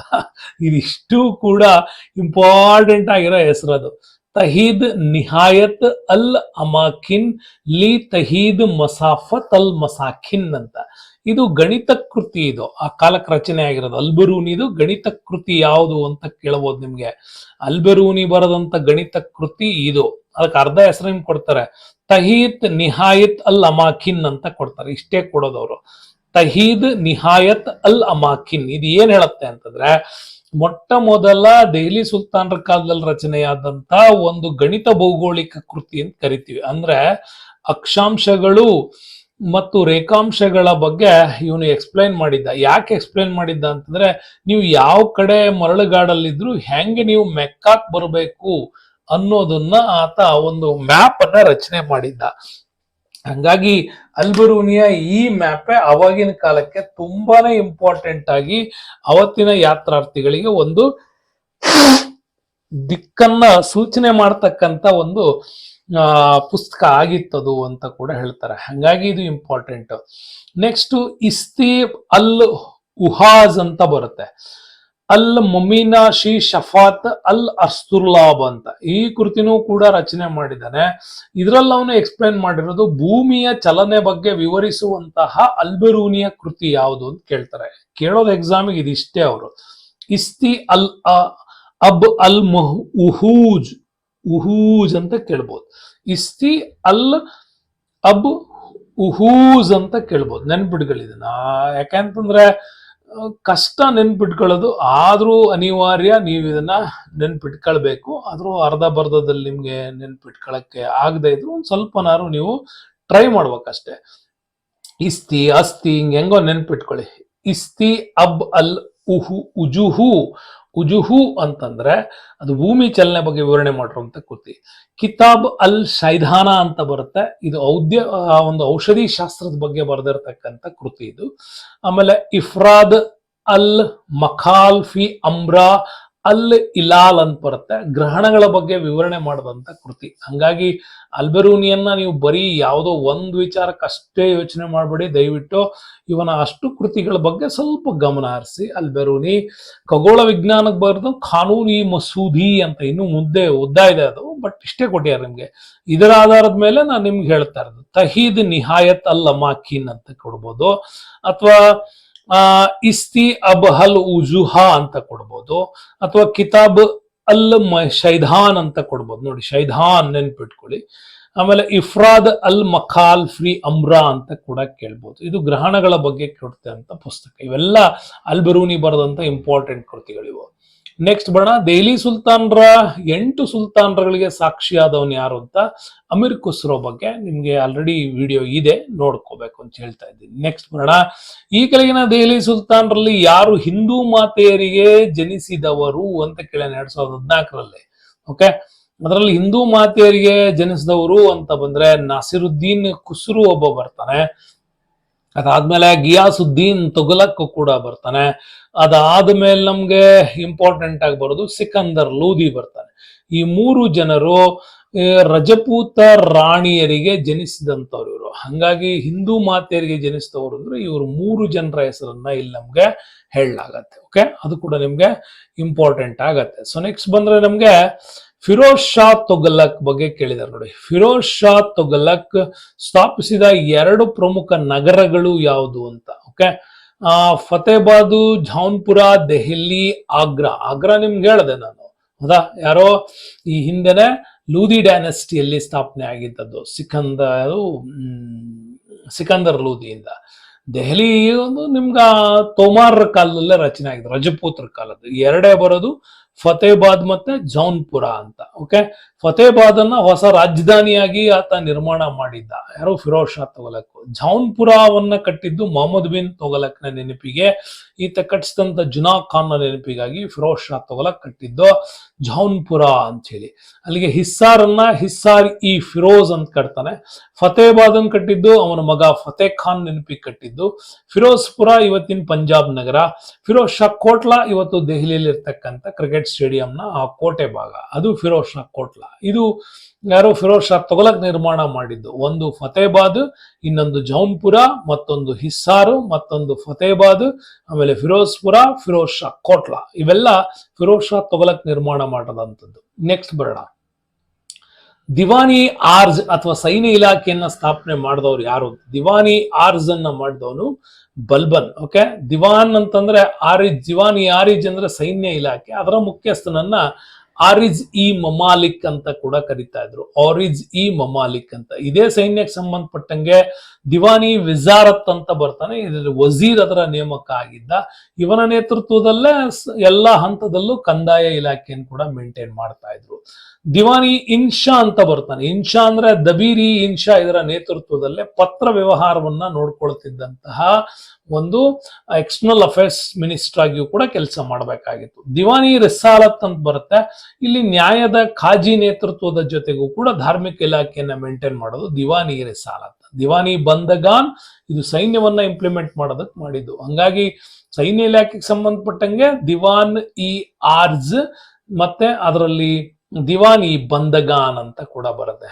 ದಿವಾನ್ ಇ ವಿಜಾರತ್ ಬರೋದು ವಜೀರ್ ನೇತೃತ್ವದಲ್ಲಿರುವಂತ ಕಂದಾಯ ಇಲಾಖೆ. ದಿವಾನಿ ಇನ್ಶಾ ಬರೋದು ದಬೀರಿ ಇನ್ಶಾ ನೇತೃತ್ವದ ಒಂದು ಪತ್ರ ವ್ಯವಹಾರ ಇಲಾಖೆ. ದಿವಾನ್ ಇ ರಿಸಾಲತ್ ಅಂತ ಬರೋದು ಖಾಜಿ ನೇತೃತ್ವದ ಒಂದು ಇಲಾಖೆ. ಇದು ಧರ್ಮಕ್ಕಾಗಿ ಸಂಬಂಧಪಟ್ಟದ್ದು, ನ್ಯಾಯ ನೀತಿ ನಿರ್ಣಯಗಳಿಗಾಗಿ, ಶರಿಯತ್ ಇಂಪ್ಲಿಮೆಂಟಿಗೆ ಬರ್ತಾ ಇತ್ತು. ಸೊ ನೆಕ್ಸ್ಟ್ ಬಂದ್ರೆ ನೋಡಿ, ಇನ್ನೊಂದು ಇಂಪಾರ್ಟೆಂಟ್ ಪ್ರಶ್ನೆಗಳು. ವಕೀಲ್ ಇ ಮುತಾಲಕ್, ದಿವಾನ್ ಇ ಆಲಾ, ಮೀರ್ ಬಕ್ಷಿ, ಸದರ್ ಇ ಸುದುರ್ 2017ರಲ್ಲಿ ಕೇಳಿರ್ತಕ್ಕಂಥದ್ದು. ಓಕೆ, ಸೊ ಅಲ್ಲಿಗೆ ನಿಮ್ಗೆ ಇಂಪಾರ್ಟೆಂಟ್ ಆಗಿ ಬರುತ್ತೆ. ವಕೀಲ್ ಇಲ್ಲಿ ಇಂಪಾರ್ಟೆಂಟ್, ಪ್ರಧಾನ ಮಂತ್ರಿಯಾಗಿ ಕಾರ್ಯವನ್ನ ನಿರ್ವಹಿಸ್ತಾ ಇದ್ದ. ಸೊ ದಿವಾನಿ ಆಲಾ ಅಂತ ಬರುತ್ತೆ, ಆಲಾ ಮೀನ್ಸ್ ಹಣಕಾಸು ಮಂತ್ರಿಯಾಗಿ ಇಲ್ಲಿ ಕಾರ್ಯವನ್ನ ಮಾಡಬೇಕಾಗಿತ್ತು. ಮೀರ್ ಬಕ್ಷಿ ಬರ್ತಾನೆ, ಈತ ನಿಮ್ಗೆ ಸೈನ್ಯದ ಉಸ್ತುವಾರಿಯನ್ನ ನೋಡ್ಕೊಳ್ಬೇಕಾಗಿತ್ತು. ಸದರ್ ಇದು ಧರ್ಮವನ್ನ ನೋಡ್ಕೊಳ್ತಾ ಇದ್ದಂತ ಇಲಾಖೆಗಳು. ಇದ್ರ ಬಗ್ಗೆ ನಿಮ್ಗೆ ಇಂಪಾರ್ಟೆಂಟ್ ಆಗಿ ಅಲ್ಲಿ ಮುಂದೆ ಹೇಳ್ತೇನೆ. ನೆಕ್ಸ್ಟ್ ಬರೋಣ, ಈ ಕೆಳಗಿನ ಯಾರು ಚಂಗೀಸ್ ಖಾನ್ ನ ಮೊಮ್ಮಗ ಅಂತಿದೆ, ಹುಲುಕ್ ಖಾನ್ ಕೂಡ ಬರ್ತಾನೆ. ನೆಕ್ಸ್ಟ್ ಬರೋಣ ಮುಂದಿನ ಪ್ರಶ್ನೆಗೆ. ನೋಡಿ, 2018ರಲ್ಲಿ ಕೇಳಿದ್ದಾರೆ, ದೆಹಲಿ ಸುಲ್ತಾನರ ಕಾಲದ ನ್ಯಾಯಾಂಗ ವ್ಯವಸ್ಥೆ ಅಷ್ಟೇನು ಕ್ಲಿಷ್ಟಕರವಾಗಿರಲಿಲ್ಲ ಅಂತಿದೆ. ಇದು ಅಷ್ಟೊಂದು ಸ್ಟ್ರಿಕ್ಟ್ ಅಂತ ಇಲ್ಲ, ಯಾಕಂದ್ರೆ ಶರೀಯತ್ತಲ್ಲಿ ಏನ್ ಹೇಳಿತ್ತು ಅದನ್ನ ಇಂಪ್ಲಿಮೆಂಟ್ ಮಾಡಿದ್ರು ಬಿಟ್ರೆ ಅದಕ್ಕಿಂತ ವಿಶೇಷವಾಗಿರ್ಲಿಲ್ಲ ಅಂತ. ಧಾರ್ಮಿಕ ವಿಷಯಗಳು, ನಾಗರಿಕ ಮತ್ತು ಕ್ರಿಮಿನಲ್ ವಿಷಯಗಳಿಂದ ಪ್ರತ್ಯೇಕ ಮಾಡಲ್ಪಟ್ಟಿತ್ತು. ಇದು ಕೂಡ ಸರಿಯಾದ ವಿವರಣೆ. ಹಾಗಾಗಿ ಇದು ನಿಮ್ಗೆ ಸರಿಯಾದ ವಿವರಣೆ ಆಗುತ್ತೆ. ನೋಡಿ, ನ್ಯಾಯಾಂಗದ ವಿವರ ಬಗ್ಗೆ ಇವ್ರಿಗೆ ಕಂಪ್ಲೀಟ್ ನಿಮ್ಗೆ ಡಿಟೇಲ್ ಆಗಿ ಒಂಚೂರು ಹೇಳಬೇಕು ಅಂತಂದ್ರೆ, ದೆಹಲಿ ಕಾಲದ ನ್ಯಾಯಾಂಗ ವ್ಯವಸ್ಥೆಯು ಕಂಪ್ಲೀಟ್ ಆಗಿ ಶರಿಯತ್ ಕಾನೂನನ್ನ ಆಧರಿಸಿ ಮಾಡ್ತಾ ಇದ್ರು. ಇಲ್ಲಿ ಜವಾಬಿತ್ ಅನ್ನುವಂತ ಪದ್ಧತಿ ಅಲಾವುದ್ದೀನ್ ಖಿಲ್ಜಿ ಜಾರಿಗೆ ತಂದಿದ್ದ. ಏನ್ ಜವಾಬಿತ್ ಅಂತಂತಂದ್ರೆ, ಈ ಧಾರ್ಮಿಕ ಇಲಾಖೆಯ ಮುಖ್ಯಸ್ಥ ಹಸ್ತಕ್ಷೇಪ ಮಾಡಂಗಿರ್ಲಿಲ್ಲ. ಹಂಗೆ ಅಲಾವುದ್ದೀನ್ ಖಿಲ್ಜಿ ಧಾರ್ಮಿಕ ವ್ಯಾಪ್ತಿಗೆ ಬರದೇ ಇರೋ ವಿಷಯಗಳನ್ನ ಪಟ್ಟಿ ಮಾಡಿದ್ದ. ಆ ಬರದೇ ಇರೋ ವಿಷಯಗಳನ್ನ ಜಾರಿಗೆ ತಂದಂತ ಜಾತ್ಯತೀತ ನಿಯಮಗಳ ಪರಿಚಯವನ್ನೇ ಈ ಜವಾಬಿತ್ ಅಂತ ಕರಿತೀವಿ, ನೆನ್ಪಿಟ್ಕೊಳ್ಳಿ. ಜವಾಬಿತ್ ಅಂತಂದ್ರೆ ಧರ್ಮಾಧಿಕಾರಿ ಯಾವುದೇ ಕಾರಣಕ್ಕೂ ರಾಜ್ಯದ ಆಡಳಿತದಲ್ಲಿ ಅವನು ಇಂಟರ್ಫಿಯರ್ ಆಗಬಾರದು ಅನ್ನೋ ಕಾರಣಕ್ಕೋಸ್ಕರವಾಗಿ ಇದನ್ನ ಜಾರಿ ತಂದಿದ್ದ, ಜಾತ್ಯತೀತ ನಿಯಮಗಳ ಸಂಗ್ರಹ. ಅಲಾವುದ್ದೀನ್ ಖಿಲ್ಜಿಯ ಜಾತ್ಯತೀತ ನಿಯಮಗಳ ಸಂಗ್ರಹ ಯಾವುದು ಅಂತ ಕೇಳ್ಬೋದು ನಿಮ್ಗೆ, ಜವಾಬಿತ್ ಅಂತ ನೆನ್ಪಿಟ್ಕೊಳ್ಳಿ. ಹಿಂದೂ ಸಿವಿಲ್ ಪ್ರಕರಣಗಳನ್ನ ಗ್ರಾಮ ಪಂಚಾಯತ್ ಮಟ್ಟದಲ್ಲೇ, ಗ್ರಾಮೀಣದ ಮುಖ್ಯಸ್ಥರ ಮಟ್ಟದಲ್ಲೇ ಆತ ತೀರ್ಮಾನ ಮಾಡ್ತಾ ಇದ್ದ. ಹಿಂದೂ ಕಾನೂನುಗಳ ಮೇಲೆ ಅವನು ಯಾವತ್ತೂ ಕೂಡ ಪ್ರೆಷರ್ನ ಮಾಡಲಿಲ್ಲ. ಸುಲ್ತಾನ ಅಂತಿದ್ದ, ಇಲ್ಲಿನ ಸುಲ್ತಾನ್ ವ್ಯವಸ್ಥೆ, ದೆಹಲಿ ಸುಲ್ತಾನರಲ್ಲಿ ಅವನೇ ಪರಮೋಚ್ಚ ನ್ಯಾಯಾಧಿಕಾರಿಯಾಗಿ ಅವನೇ ಕಂಪ್ಲೀಟ್ ಆದಂತ ಜುಡಿಷಿಯಲ್ ಸೆಕ್ಟರ್ನ ಟಾಪ್ ಅಲ್ಲಿ ಅವನೇ. ಯಾವುದೇ ಕೆಳ ಹಂತದ ಒಂದು ಮನವಿಗಳು ಬಂದ್ರು ಕಂಪ್ಲೀಟ್ ಇವನ್ ಕೊಡ್ತಿದ್ದ ತೀರ್ಮಾನನೇ ಫೈನಲ್. ದಿವಾನಿ ಖ್ವಾಜಾ ದಿವಾನಿ ರಿಸಾಲತ್, ನ್ಯಾಯಾಂಗ ಮತ್ತು ಧಾರ್ಮಿಕ ವಿಷಯಗಳ ನಿರ್ವಹಣೆ ಮಾಡ್ತಾ ಇದ್ದವರು. ಖ್ವಾಜಾ ಈತ ಧಾರ್ಮಿಕ ನೋಡ್ಕೊಂಡ್ರೆ, ರಿಸಾಲತ್ ನ್ಯಾಯಾಂಗವನ್ನು ನೋಡ್ಕೊಳ್ತಾ ಇದ್ದ. ಇವರಿಗೆ ಹೆಲ್ಪ್ ಮಾಡೋದಕ್ಕೋಸ್ಕರವಾಗಿ ಮುಫ್ತಿ ಅಂತ ನೇಮಕ ಮಾಡಿದ್ದ. ಇವನು ಕಾನೂನುಗಳಂದ್ರೆ ಏನು, ಅದು ಹೆಂಗೆ ಕೆಲಸ ಮಾಡಬೇಕು, ಹೆಂಗ್ ತೀರ್ಮಾನ ಕೊಡಬೇಕು ಅನ್ನೋದುಗಳ ವ್ಯಾಖ್ಯಾನಕಾರವಾಗಿ ಮುಫ್ತಿ ಇದ್ದ ಇಲ್ಲಿ. ನೆಕ್ಸ್ಟ್ ಖಾಜಿ ಉಲ್ ಖಜಾತ್ ಅಂತ ಬರುತ್ತೆ, ಇವನನ್ನ ನ್ಯಾಯಾಂಗ ಅಧಿಕಾರಿಯಾಗಿ ನೇಮಕ ಮಾಡಿದ್ದ ಇಲ್ಲಿ, ಖಾಜಿ ಉಲ್ ಖಜಾತ್ ಅಂತ ಕರಿತೀವಿ. ನೆಕ್ಸ್ಟ್ ಇಂಪ್ಲಿಮೆಂಟೇಷನ್ಸ್ ಅಲ್ಲಿ ನೀವು ನೋಡಬಹುದು, ಸದರು ಧಾರ್ಮಿಕ ವ್ಯವಹಾರಗಳ ಮುಖ್ಯಸ್ಥನನ್ನಾಗಿ ನೇಮಕ ಮಾಡಿದ್ದ. ಖಾಜಿಗಳು ಎಲ್ಲ ಪ್ರಾಂತೀಯ ಮಟ್ಟದಲ್ಲೂ ಕಾನೂನು ನಿರ್ವಹಣೆ ಮಾಡ್ತಕ್ಕಂಥ ಮುಖ್ಯಸ್ಥರು ಅವರೇ ಆಗಿದ್ರು.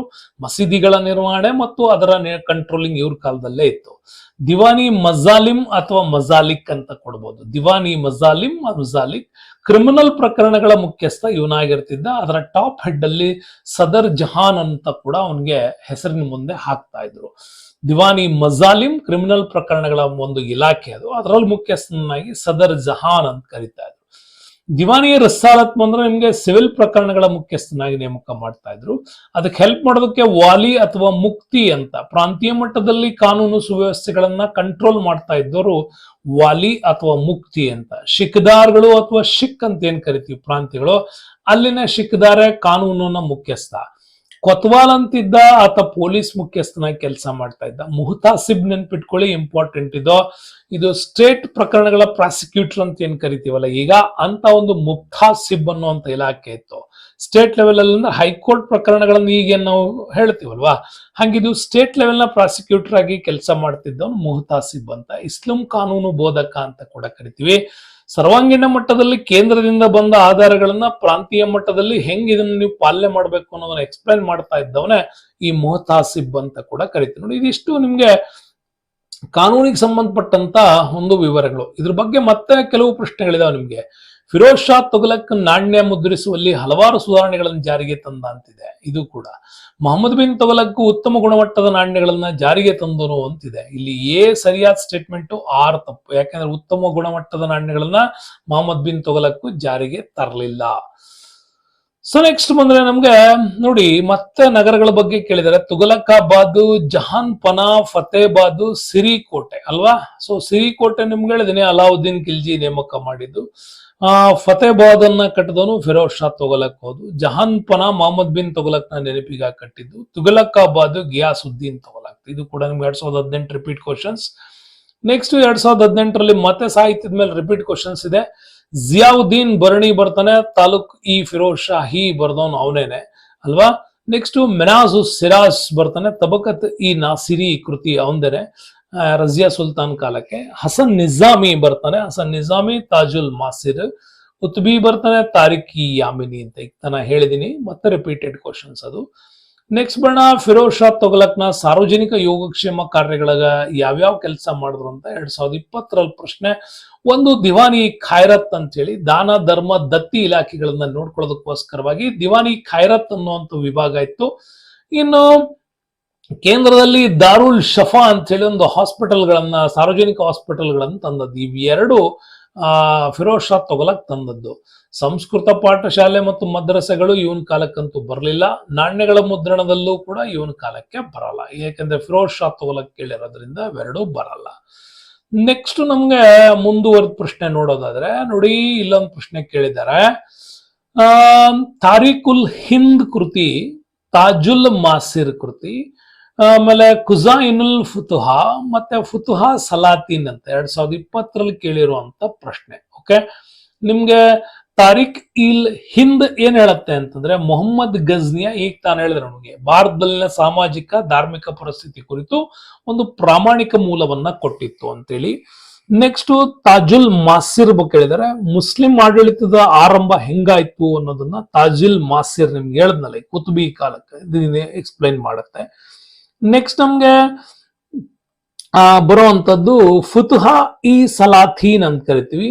ದಕ್ಕನ್ ಭಾಗದಲ್ಲಿ ಅಲಾವುದ್ದೀನ್ ಖಿಲ್ಜಿಯ ಮಿಲಿಟರಿ ಅಭಿಯಾನ ಹೇಗಿತ್ತು ಅನ್ನೋದ್ರ ಬಗ್ಗೆ, ಅಂದ್ರೆ ಮಲ್ಲಿಕಾರ್ಜುನ ದಂಡಯಾತ್ರೆಗಳ ಕಂಪ್ಲೀಟ್ ವಿವರಗಳು ನಮಗೆ ಸಿಗೋದೆ ಈ ಒಂದು ಖುಜಾನಿಲ್ ಫುತುಹಾದಲ್ಲಿ ಸಿಗತ್ತೆ.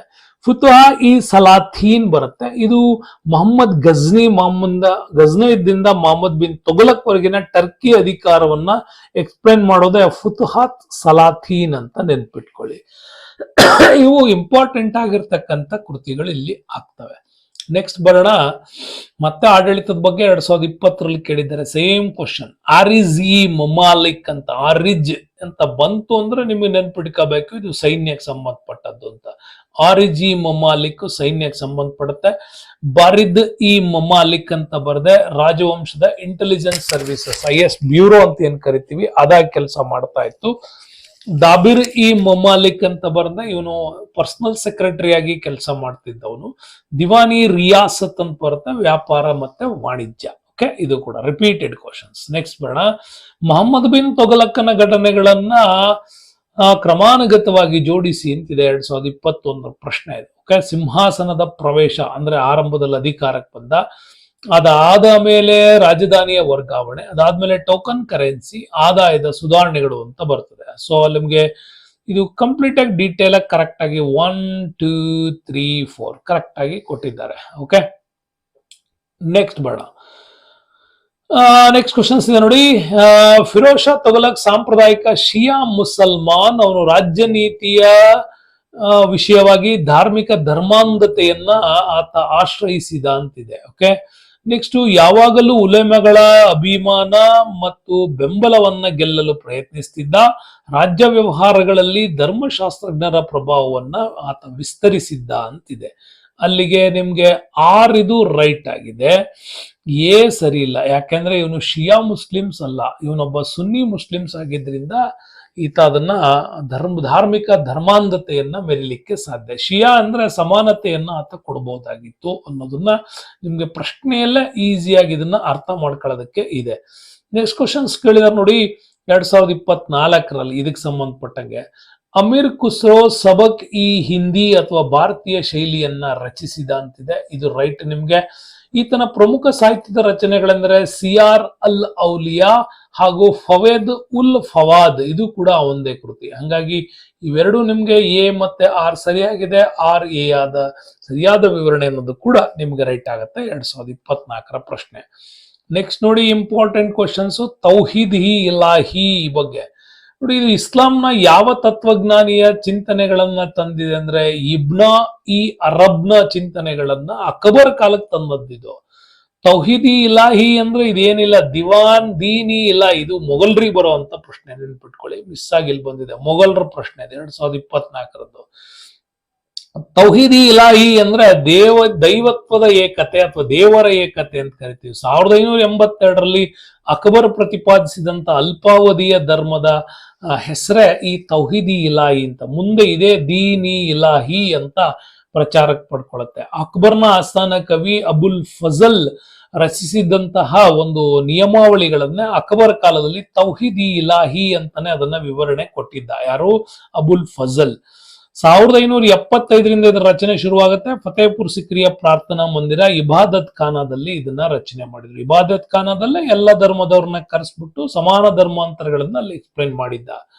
ದಿವಾನಿ ಇಲಾಹಿ ಅಂದ್ರೆ ಆತ್ಮ ಮತ್ತು ಕೇಂದ್ರ ತತ್ವಗಳ ರೂಪುರೇಷೆಯನ್ನು ಮಾಡಿದ್ದು. ಯಾರ ಪ್ರಭಾವದಿಂದ?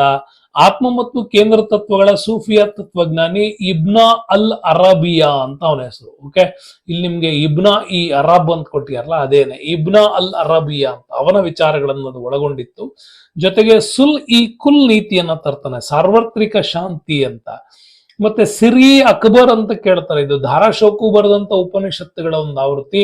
ಪರ್ಷಿಯನ್ ನಿಂದ ಸಂಸ್ಕೃತದಿಂದ ಪರ್ಷಿಯನ್ ಭಾಷೆಗೆ ಈತ ಭಾಷಾಂತರ ಮಾಡ್ತಾನೆ. ಸಂಸ್ಕೃತದಿಂದ ಪರ್ಷಿಯನ್ ಭಾಷೆಗೆ ಭಾಷಾಂತರ ಮಾಡಿದ್ದು ದಾರಾಶೋಕು ಸಿರಿ ಅಕ್ಬರ್ ಅಂತ ಕೂಡ ಕರಿತೀವಿ. ಹಂಗಾಗಿ ತೌಹೀದ್ ಇ ಇಲಾಹಿ ಹಿಂದ್ಗಡೆ ಇಷ್ಟು ಮ್ಯಾಟರ್ ಇದೆ, ನೀವು ಸರಿಯಾಗಿ ತಿಳ್ಕೊಳ್ಳಿ.